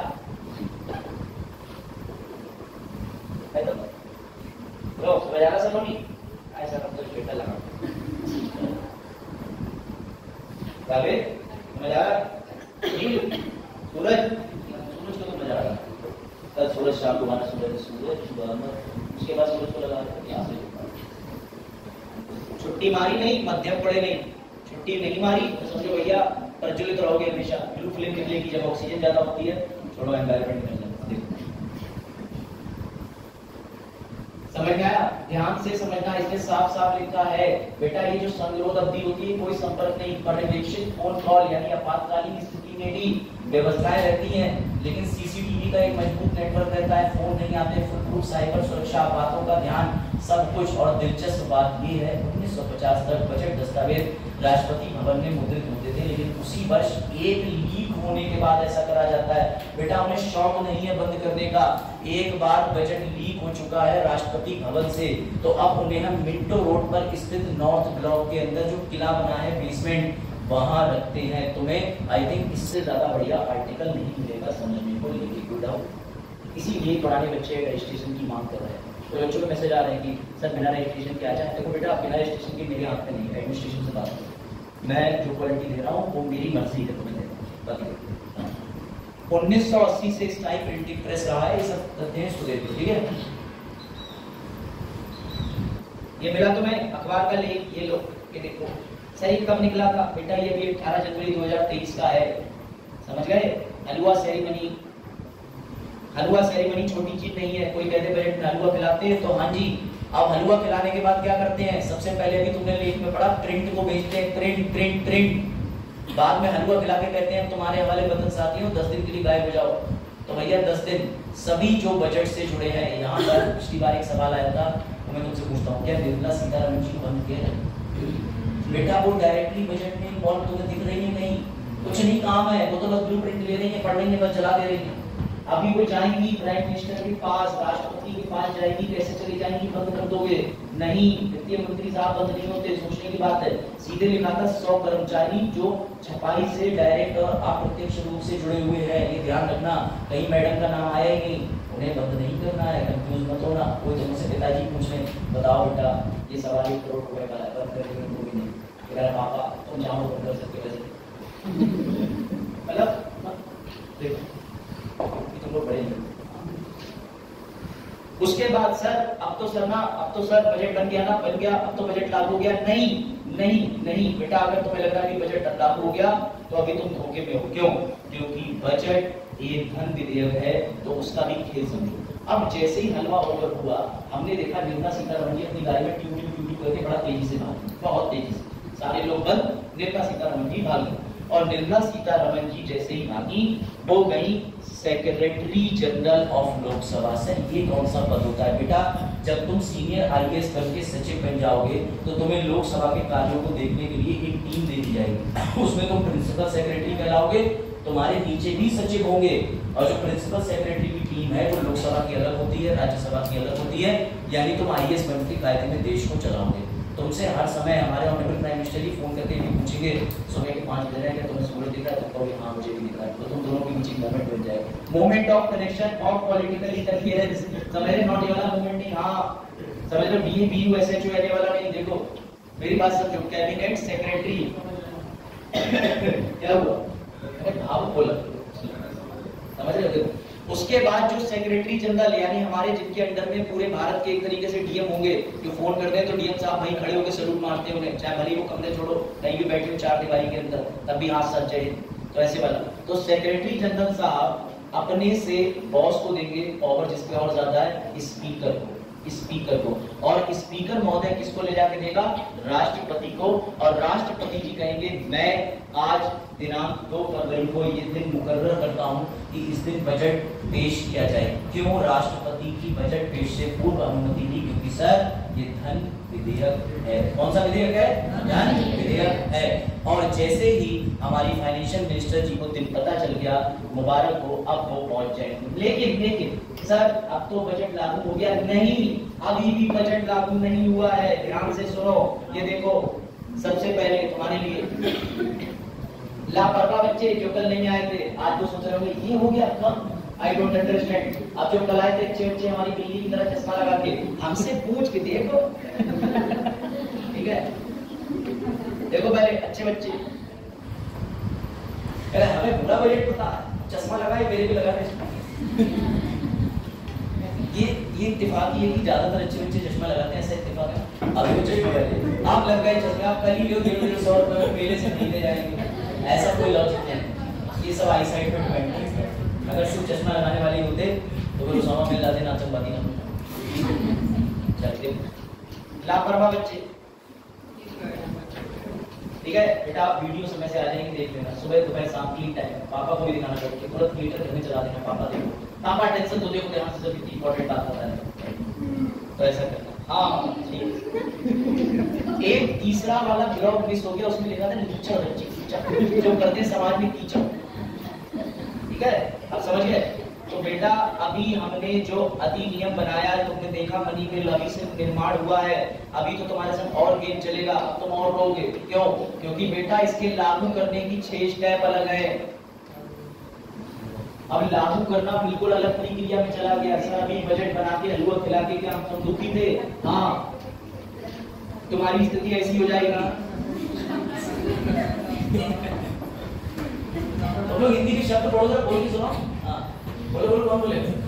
बजट लागू करने के आगे पढ़ो, क्या लिखा है? जो लिखा है वही पढ़ो, सीख ली हम। चल तो देखो, तुम्हें अन्य भाषाओं का स्वाद देना मेरा जो है हलवे की तरह। मैं तुम्हें हलवा तो नहीं खिला सकता, लेकिन हलवे का टेस्ट देता। तो बिल्ली यही कह रही है, बिल्ली को उठा के तरह ऐसी करके तुम लोगों को उठा के सुना रहा हूँ मैं, बेटा बजट बजट। तुम कह रहा हाँ हाँ लागू करना सीख लेंगे, उतार दे महापुरुष उतार दे, ठीक है? तो लो सस्ते नसीब, ये देखो भैया, बजट बनाने की अब जो प्रक्रिया थी वो तुमने देख ली।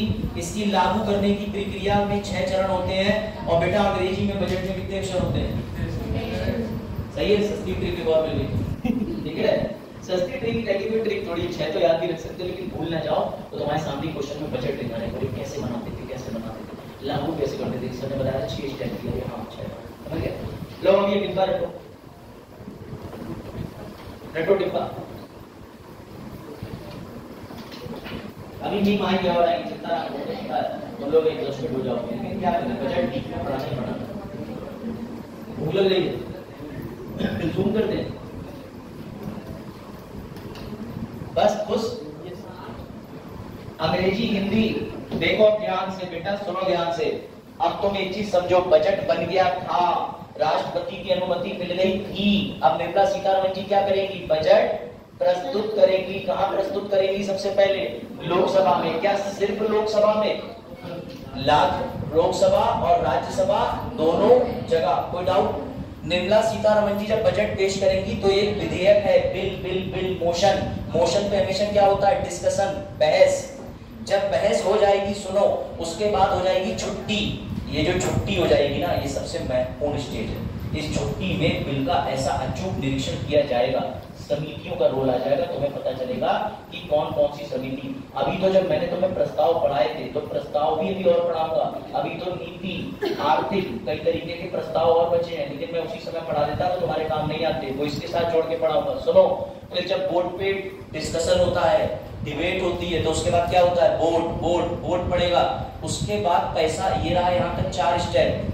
पैसा निकालने के लिए विनियोग अधिनियम पारित किया जाएगा, लेकिन तब भी कोई समस्या की बात नहीं। वित्तीय बिल श्रेणी 1, श्रेणी 2 भी साथ में पारित किए जाते हैं, क्योंकि गुल्लक में पैसा निकाल तो रहे हो, पर पैसा आएगा कहाँ से, वो वित्तीय बिल डिसाइड करते हैं। शुरू करें, 1 मिनट ऑक्सीजन ले लो, मैं लिख देता हूँ, सुबह पढ़ाओ जल्दी मॉर्निंग। कोई डाउट? आई थिंक इतना deep budget you are not going to cover over the internet, over the book, over somewhere, और थोड़ा बहुत ठीक ठाक ही पढ़ाया मैंने बजट, तो तुम्हें आई थिंक मजा आ रहा होगा। मजा आया बजट की जर्नी में? एकदम 50,000 वाली क्लासें मिल रही हैं, आप लोगों का शुक्रिया करो। सूरज, ईमानदारी से बताओ, मजा आता है क्लास में? बट इतने नहीं कहा, सबसे बेवकूफ बच्चा हुआ। मजा आता है? मजा, हाँ देखा, हमेशा law and always have tricks. 15 ऐसी लगती क्लास है, बहुत बढ़िया क्लास है, उधर देख ली, उधर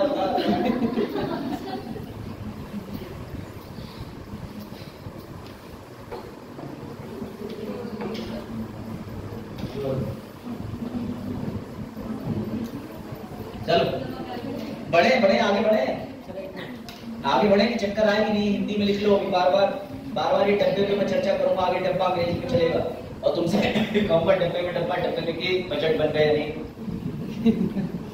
समझ गए? इधर आगे तुम लोग चक्कर तो नहीं आ रहे, डोलो लो खा लो, क्योंकि देखो मेरा डोमेन जितना है मैं उससे ज्यादा ही जाता हूँ तुम्हारे लिए, इस चक्कर में जा रहा हूँ, क्योंकि बजट का क्वेश्चन बनेगा एमसीक्यू में। अब तुम्हें अवरोध कौन कौन सी चीजें हैं, उस काल को क्या कहते हैं, कौन से बेसमेंट में ले जाते हैं, सब पता चल चुका है। अब तो खतरनाक हुआ है, अब तो ऐसे आड़े तिरछे पॉलिटिक टीचर की तो हत्या कर दो। मैं तुम ज्यादा पता, हम बता रहे लेजिस्लेटिव होता है, ये क्या होता है। इसलिए now I am giving the weapons to you, मैंने तुम्हें वेपन्स दे दिए हैं, अब तुम्हें कहाँ चलाने हैं ध्यान रखना। 5th क्लास के अपने छोटे भाई को लेके मत बैठ जाना, आज तुझे बजट की प्रक्रिया बताते हैं बेटा, वो तेरे नाम का पार्ट 2 बन जाएगा। समझ गए? उससे बात करना जो कोई यूनिवर्सिटी में हो, कोई बढ़िया लेवल पे हो, जो तुम्हारे सामने पॉलिटी को लेके बहुत ज्ञान झाड़े और ये तुम्हारे लिए पॉलिटी क्या बोला तुमने?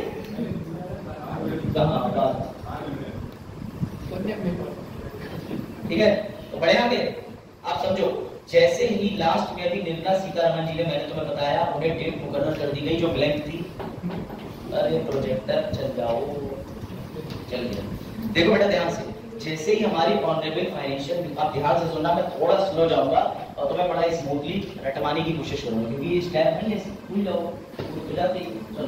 उसके बाद सुनो, जैसे ही निर्मला सीतारमण जी को राष्ट्रपति जी से पूर्व अनुमति मिल गई, पूर्व अनुमति इसलिए दी क्योंकि ये धन विधेयक है, धन विधेयक पेश करने की अनुमति मिली है, पारित नहीं हुआ है, हमारा बजट पूरा हो गया। अब निर्मला सीतारमण जी बजट को लागू करने के लिए चरण शुरू करेंगी। उसमें से पहला चरण ये कहलाता है प्रेजेंटेशन ऑफ बजट। सर, हमने बजट पारित करने से पहले पूर्व अनुमति दी, ये भी पता चलता है कि वो धन विधेयक है। धन विधेयक की एक और शर्त है कि वो हमेशा पहले लोकसभा में पारित होने के लिए जाएगा। तो मुबारक हो, तुम सही हो। सबसे पहले निर्मला सीतारमण जी बजट कहाँ प्रस्तुत करेंगी? शाबाश, वेरी गुड। और ये देखो, कुछ बच्चों ने कल बोले के क्वेश्चन, उसमें से जहाँ से टी पार तुम्हारे आंसर के लिए लेके आए हैं, कल 1-2 बच्चों ने, कहाँ गए अस्मित, तुमने तो लिखा है ये चार्ट। अच्छा चलो, मेरे को सुनने में आया था, मुझे बता रहे थे, पेपर दिया, बोले ये तो इंटरनेट से छुड़ाया बच्चे। मैंने कहा हाँ, किसी ने अपने आंसर में डाला, किसी को पता होगा। हाँ तुमने कहा, आप कुछ पूछिए।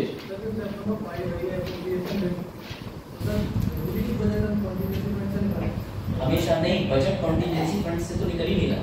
बजट एप्रोप्रिएशन बिल इसलिए निकाला जाता है कि अभी हमने सारा पैसा अलॉट कर दिया, मिनिस्ट्री को दे दिया 1 लाख करोड़ रुपए डिफेंस के लिए, लेकिन 1 लाख करोड़ रुपया भी ऐसे नहीं मिलेगा तुम्हें। हर बार जाके 1 लाख करोड़ रुपए में से 300 करोड़ निकलेंगे धीरे धीरे, फिर धीरे धीरे 500 करोड़ निकलेंगे। उसके लिए एप्रोप्रिएशन का मुझे पता था आज ऐसा आएगा, तो मैंने एप्रोप्रिएशन के लिए आलिया भट्ट जी को बुलवाया है। सर आलिया भट्ट को, हाँ बेटा ये देखो थोड़ा आगे जाना पड़ रहा है, लेकिन चलो दिखा देते हैं ताकि तुम्हें भी आनंद आ जाए। ये क्या लिखा है ऊपर? एप्रोप्रिएशन मानी। तो मैं तुम्हें केक का एग्जांपल दूंगा बर्थडे पे कि हमें एप्रोप्रिएशन बिल पार्टी कितना पता है, तो तुम सोचोगे वो मिलेगा पढ़ाई से चलते ना नहीं, अभी नहीं, अभी आगे है नहीं, ठीक है। तो ये डेमो था, चलो अभी तुम्हें एक क्वेश्चन भी दिखाऊंगा जो बजट पे आया हुआ है। चलो इससे तो आगे आ गए ना अच्छे बच्चों से। वैसे ये बिल्ली खुद मैंने मेरी आर्ट है, ठीक है, अच्छे बच्चे देखो उसके चश्मे में खून है, तुम्हारी मैगी में मिठास है, तुम्हारे दूध के चश्मे में क्या होते हैं, चश्मे में खून नहीं हो सकता। चलो पहले जान पे आ जाओ। Now the first step is that Nirmala Sitharaman ji will present the budget. सबसे पहले कहां बजट को प्रेजेंट करेंगी, लोकसभा या राज्यसभा? बताओ। लोकसभा। लोकसभा एल लोगे पैसा लोगे तो भैया एल से लोगे पैसा लोकसभा। तुम्हें कैसे याद कराऊं, कहां से कौवा, कहां से कबूतर, कहां से करिश्मा कपूर, देखो ऐसे याद करो, ठीक। ये लो आप सुनो ध्यान से, यहाँ पे होती है हमारे ऑनरेबल, ये स्पीच में आज मैं दिखाने वाला था 2 मिनट की, लेकिन अब कल दिखाऊंगा, समय कम बचा है। कल हम निर्मला सीतारमण जी की 2 मिनट की स्पीच देखेंगे। क्या हाँ 12 मिनट है, 12 मिनट में सर एंट्री लगाएंगे। इतनी जटिल प्रक्रिया है, कोचिंग में जब मैं पढ़ता था तो 6-7 दिन चली थी बजट की, फिर हम लोग आज वाइंड अप कर देंगे। ये तो मोस्ट प्रोबेबली कल को ये खत्म होके चल देंगे। भावनाओं में मत ले जाओ, भावना के लिए नहीं कह रहा मैं, भावनाओं के लिए। Presentation of budget. हमारे केंद्रीय यूनियन फाइनेंस मिनिस्टर, ये मैंने जानबूझ के ईमेल लिखा है ग्रुप डी में, अगर ये आ जाए कि केंद्र का बजट कौन पेश करता है तो राज्य मंत्री, राज्य वित्त मंत्री पे टिक मत मार देना, मुखिया बिंदु वालों इधर देखो यूनियन फाइनेंस मिनिस्टर, क्योंकि तुम्हारी आंखों को जो दिखाओ वही दिखता है। किसके बिहाफ पे करते हैं, राष्ट्रपति के। क्यों? क्योंकि अनुच्छेद 112 में राष्ट्रपति जी बजट को ले करवाएंगे, रखवाएंगे, ये लिखा हुआ है बेटा। उसके बाद बजट पे स्पीच होती है। अब तुम्हें आएगा आनंद। कैसे? निर्मला सीतारमण जी खड़ी होती हैं और उसके बाद सबके सामने बजट पढ़ना शुरू करती हैं। लेकिन यहाँ कमाल की बात यह है कि इस परिचित वाली स्टेज पर क्या शब्द बोलती हैं, ये शब्द भी पता नहीं कभी उनसे पूछ लें। वो कहती हैं आई प्रपोज, मतलब मैं तुम्हारे सामने प्रस्तावित करती हूँ। आई प्रपोज, और कुछ ही समझ रही है यार? देखो आई प्रपोज का मतलब मैं प्रस्ताव रखती हूँ, सब एग्जीक्यूटिव सब लेजिस्लेटिव के सामने कि भैया ये रहा बजट, ये देखो सुनो समझो। उन्होंने इंट्रोडक्शन कर दिया। कहाँ कर दिया?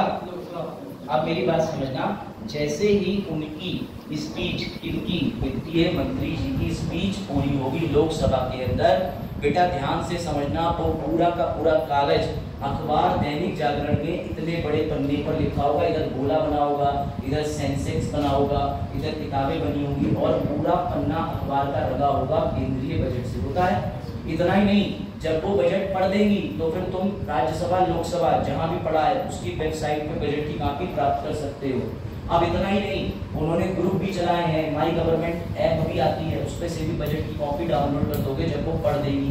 अब तो ये भी हो गया है, वो इधर पढ़ रही है, कुछ न्यूज चैनल वाले उन्हीं के शब्द दिखाते जा रहे हैं, सबसे तेज हम ही दिखा रहे हैं। वो कुछ गलती भी कर रही है, वो भी लिखती, वो चीखी, वो भी लिखती। समझना, ठीक है, समझो। अब एक और चीज समझना बेटा, लोकसभा में हमेशा वित्तीय मंत्री ही पेश करेगा, लेकिन राज्यसभा के अंदर उसको कंडीशन भी है। जैसे निर्मला सीतारमण जी ने लोकसभा में पढ़ा, ये स्पीच बड़ा लंबी होती है।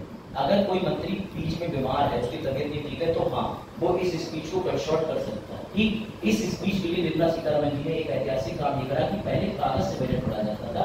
अभी राष्ट्रीय खंडों में बजट कैसे पढ़ा है, टैबलेट के फॉर्म में लेके आए, एक लाल कलर का कपड़ा था, उस पर अशोक एम्बलम बना हुआ, समझ गए? उन्होंने इसको खोला, टैबलेट से बजट पढ़ा, डिजिटल बजट के नाम से बड़ा फेमस हुआ। समझना, राज्यसभा में भी ये जाएगा। क्यों? क्योंकि बिल के 3 चरण होते हैं, लोकसभा, राज्यसभा, राष्ट्रपति। राज्यसभा में चाहे तो निर्मला सीतारमण जी खुद जाके उस बिल को फिर से पढ़ें, चाहे कोई जूनियर मंत्री तो भेज सकती हैं कि जाओ बेटा तुम जाके बिल पढ़ दो।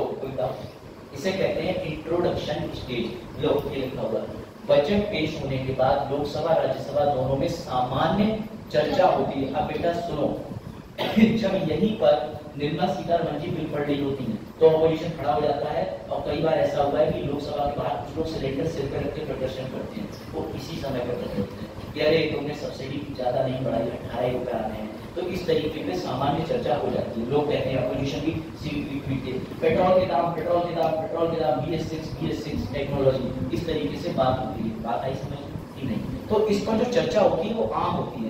इस स्तर पर चर्चा बजट और सरकार के प्रस्तावों की सामान्य जांच तक सीमित है। बहुत ज्यादा डिस्कशन नहीं होता, डिस्कशन काफी कम, सिर्फ थोड़ा, यानी पॉलिटिकल क्रिटिसिज्म कि तुम्हारी सरकार पिछले 150 सालों से राज कर रही है, 160 साल के हम हो गए, हमारी पेंशन बढ़ाई, इस तरीके की बातें होती है।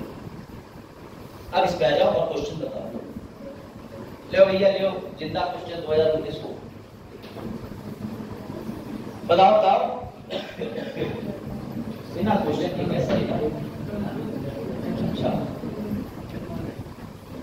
मैंने लिखा संसद को बजट पेश करते समय भारत सरकार का प्रतिनिधित्व कौन करता है? बेटा इसमें सिंपल सी मैंने बात पूछी है कि बजट पेश कौन करता है, प्रतिनिधित्व मतलब कौन जाके पढ़ रहा है?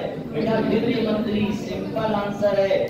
उस समय पे ट्रिक क्वेश्चन, पूरी की पूरी सरकार का निर्मला सीतारमण जी अकेले जाके प्रतिनिधित्व कर रही है। क्यों? अगर बजट लोकसभा, राज्यसभा, राष्ट्रपति किसी भी चरण पे फेल हो गया तो सरकार गिर जाएगी, इसलिए सरकार का प्रतिनिधित्व करने में ऐसा बोला जाता है। इस ट्रिक एंड कंसेप्ट बोर्ड चरण समझे? नींद तो आई रही होगी और मारो छुट्टी। चलो देखो, संसद को बजट पेश करते समय भारत सरकार का प्रतिनिधित्व कौन करता है? वित्त मंत्री। डोंट गेट कंफ्यूज, समझ गए? अब आ जाओ। उसके बाद निर्मला सीतारमण जी जैसी पढ़ी वैसे उन्होंने ताली बजा के ओफो मेरा ट्रिप शुरू। तो बाकी सब लोग बोले ट्रिप शुरू, बोले हाँ मैंने इतने महीनों से काम करा है, अब मैं 3 हफ्ते की छुट्टी पे जाऊंगी। बेटा ये फैक्ट याद रखना, जैसे ही निर्मला सीतारमण जी ने बजट बना लिया, बजट को लागू कराने के लिए सबसे पहले चरण में घुसी, बजट जाके पढ़ दिया। बजट पढ़ने के बाद सबके सामने सामान्य परिचय होते ही लोकसभा, राज्यसभा में निर्मला सीतारमण जी आमतौर पर 3 हफ्ते की छुट्टी पे चली गई। कोई डाउट? सर वो क्यों गई? बेटा वो छुट्टी पे ऐसे ही नहीं गई, गेम है। अब तो ये गेम समझो। मैं तुमसे क्वेश्चन पूछ रहा हूँ, मुझे ये बताओ बिल किसने बनाया? दिमाग लगाओ, किसने बनाया? Core committee. क्या कोर कमेटी के लोग जो है वो कार्यपालिका थे कि विधायिका? कार्यपालिका। निर्मला सीतारमण जी खुद कौन? हमारे प्राइम मिनिस्टर कौन थे जिन्होंने एडवाइस दी? कार्यपालिका। राष्ट्रपति। सर अभी तक पूरी रामायण खत्म हो गई और इंट्रोडक्शन के समय पे जवाब पूछना अलाउड नहीं है, तो तुमने कहीं से भी एक चीज देखी? विधायिका का तो नामो निशान ही नहीं आया। लेजिस्लेटिव की बात हुई कि नहीं? बताओ मुझे, अभी तक लेजिस्लेटिव की बात हो रही है कि नहीं हो रही है? तो अगर हम ये मान लें कि बजट के समय पे निर्मला सीतारमण जी जो है ये एग्जीक्यूटिव यानी कार्यपालिका का बनाया हुआ एक बिल है, इसमें विधायिका को कोई रोल नहीं है, तो हमारा तो ये बिल गलत हो जाएगा, लेकिन संसद का नियम गलत हो जाएगा। हाँ या ना? हाँ या ना? चल ये भी डिस्कस्टिंग होता है जब ऐसे टाइम पर टेक्नोलॉजी चली जाए और कंसेप्ट टाइम इतना हुआ, क्योंकि अगला लोग पढ़ाई पढ़े। एक काम करिए, जो चप्पल पहना चाहो इसे एक बार चढ़ के ना इसके केबल का स्लॉट चेंज कर दो, नहीं होता है तो फिर देखने के लिए फिर पेन से बता दूंगा। रुक जाओ, सोर्स डिटेक्ट हुआ है मोस्ट पहले करेगा फाइल चलेगा। आई थिंक मैं समझ गया ये केबल में ही फॉल्ट है और ये केबल 3-4 बार आ चुकी है। इसका मतलब ये जो जिस कंपनी की ब्रांड की केबल है they are this cables are lot of time working. ठीक है, चलो देखो आप फोटो ले, याद आ गया? ले लो भैया ले लो। मैडम से कहना 5 मिनट एक्स्ट्रा होंगे लेक्चर में, ठीक है? बस 5 मिनट एक्स्ट्रा। अब सुनो ये लास्ट स्टेप समझ लो बेटा, which is very very very very very very very important. अभी तक बजट जितने लोगों ने बनाया, जितने लोग बजट के अंदर आकर के बैठे घुसे बेटा, सब कार्यपालिका थे, लेकिन एक नियम है कि कार्यपालिका किसके प्रति उत्तरदायी। अब सुनो ध्यान से, अभी हम वोट कराएंगे उससे पहले हमने यहाँ पर एक चीज और कर रखी है कि निर्मला सीतारमण जी छुट्टी पे गई, उनका बनाया हुआ बिल जांच भी तो कराओगे। अभी तो उन्हीं की टीम यानी मेरी बिल्ली मेरा कुत्ता, भैया समझ गए? मेरी बग्गी मेरा घोड़ा झूला नाचे, समझे? शादी में घोड़ा झूला। देखो उसके बाद ये कि सारी प्लानिंग उन्हीं की, सारी टीम उन्हीं की। तो भैया सीधी बात समझो, अब उनकी टीम जो है वो बिल उनके हिसाब से बना सकती है कि नहीं? बताओ सूरज। अगर उनकी टीम चाहे तो बिल में उनके फायदे की चीज लिखेगी कि नहीं लिखेगी? पूरी टीम मैं ही हायर कर रहा हूँ, मैंने बिल बनाया, कोर टीम मैंने बनाई, मैंने बताया, सब कुछ मेरे हाथ में भी दिख रहा है। इसीलिए मैडम के बनाए हुए बजट की जांच होती है, और ये जो छुट्टी पे जाती है वो तुम्हारे लिए छुट्टी पे जा रही है, लेकिन 3 हफ्ते इसे बोलते हैं लेजिस्लेटिव स्क्रूटनी, यानी कि अब विधायी जांच होगी। कौन सी जांच होगी? अभी तक सिर्फ कार्यपालिका नचा रही थी तुम्हें, अब विधायिका जांच करेगी, जितने भी मेंबर बैठे हुए। और याद रखना सर, विधायिका जांच करेगी कैसे? ऑपोजिशन तो थोड़ा है और जो मेजोरिटी पार्टी है वो ज्यादा संख्या में, इसीलिए समितियां बनाई जाती हैं। ये जो समितियां होती हैं इसमें ऑपोजिशन के सदस्य भी होते हैं, जो इस समय हमारी प्रेजेंट वर्तमान सरकार है उसके सदस्य भी होते हैं। ऐसा प्रयोग करा गया था 1989 में, जब पहले पार्लियामेंट कमेटी बनाई थी। लेकिन फिर हमें महसूस हुआ कि एक ही समिति को बजट उठा के देने से समितियां ज्यादा इंटरेस्ट नहीं ले रही, तो हमने उन समितियों की जगह पे विषय समितियां बना दी। कौन सी विषय समितियां? ये पढ़ो, विषय समितियां ये 3 बनाई थी पहले बेटा, ये 3 1989 में बनाई थी। कब? 1989। और आज तुम्हें जान के हैरत होगा 1993 में तुम इन्हीं को प्यार से बोलते हो जिनकी संख्या 2004 में और जोड़ के 24 बन चुकी, तो इन्हें हम प्यार से कहते हैं DRSC। इस पे क्वेश्चन आया हुआ है, अरुण सोमत, टॉपिक मिस हो जाएगा DRSC, मैं नहीं पता होगा DRSC फोकस हो जाएगा, भले ही सोते रहो लेकिन सुनते रहो। DRSC विभागीय स्थायी समिति।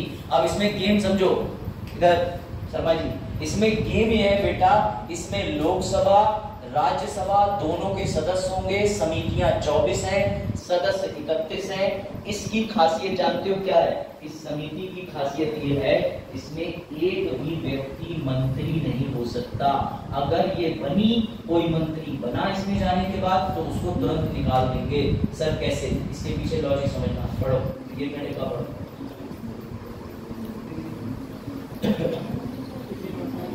1993 में बनाई गई, 17 संख्या थी, 2004 में और जोड़ दी गई, अब 24 है वर्तमान में। स्थायी समितियों का मूल उद्देश्य कार्यपालिका को संसद के विशेष वित्तीय मामलों में जवाबदेह बनाना है, ताकि बजट को अधिक प्रभावी ढंग से चर्चा करने में मदद मिले। सुनो, केंद्र सरकार ने सभी मंत्रालयों या विभागों की 24 अलग अलग DRSC बनाई है, यानी विभागीय स्थायी समिति, जिसके अंदर उस विभाग के मंत्री तो बीजेपी के हैं, लेकिन जो चेक करेंगे वो ऑपोजिशन के हैं, कोई मंत्री नहीं बैठेगा। और ध्यान से सुनना, ये जो लाइन लिखी है जहाँ पे ब्लैक कलर का, ये मेंस लिख के आएगा, ये ऐसे MCQ। किसी मंत्री को किसी DRC में नियुक्त नहीं किया जाता। यदि DRC का कोई सदस्य मंत्री बन जाता है तो वह उस समिति का सदस्य नहीं रह जाता। आमतौर पर कार्यकाल कितना होता है इस समिति का? बेटा 1 साल। 24 में से 8 DRC राज्यसभा की है और 16 लोकसभा की है। क्यों बेटा? क्योंकि फॉर्मूला ये है कि ये समितियों के अंदर विधायिका बैठी होती है जो एग्जीक्यूटिव के कार्य को चेक करती है। बड़ा जटिल प्रोसेस है बजट बनने का, मैं तुम्हें सबसे ज्यादा सिंप्लीफाई कर रहा हूँ, लेकिन बस पॉइंट मिस मत करना। ये एवरेज बच्चा नहीं समझ पाएगा, टूट जाएगा। इसके लिए बहुत हाई लेवल दिमाग चाहिए चीजें समझना, इसलिए हर चीज समझाने का एक तरीका है। बजट में तुम्हें पहले दिन पढ़ा था तो मुझे रिजेक्ट कर देते डेमो में, इसलिए डेमो से तुम जज नहीं कर सकती कि वो तुम्हें जल्दी कहाँ तक लेके जाएगा।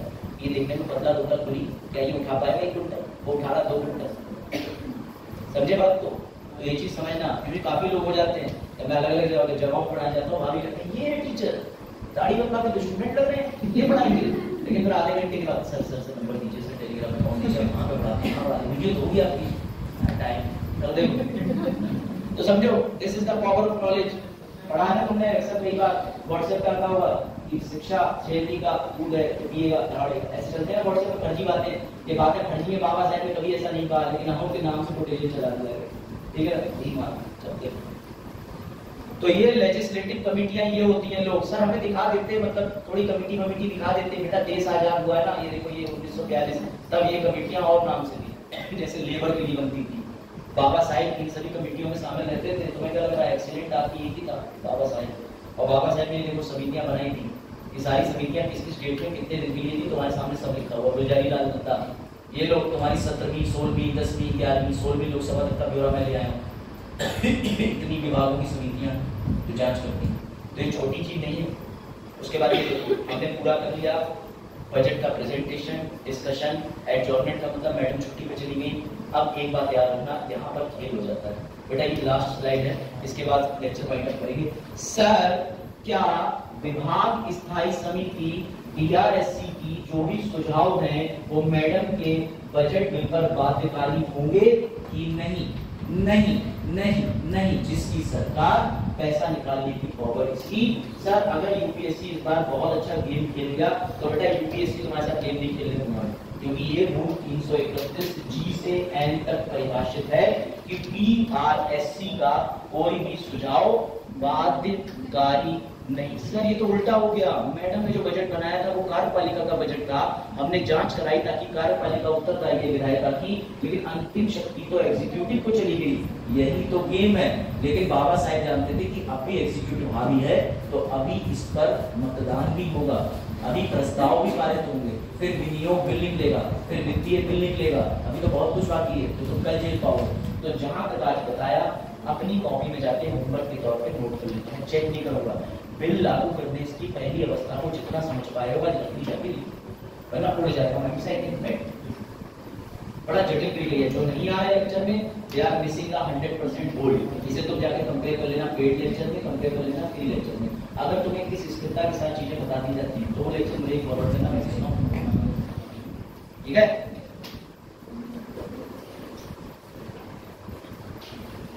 वीडियो कल हम लोग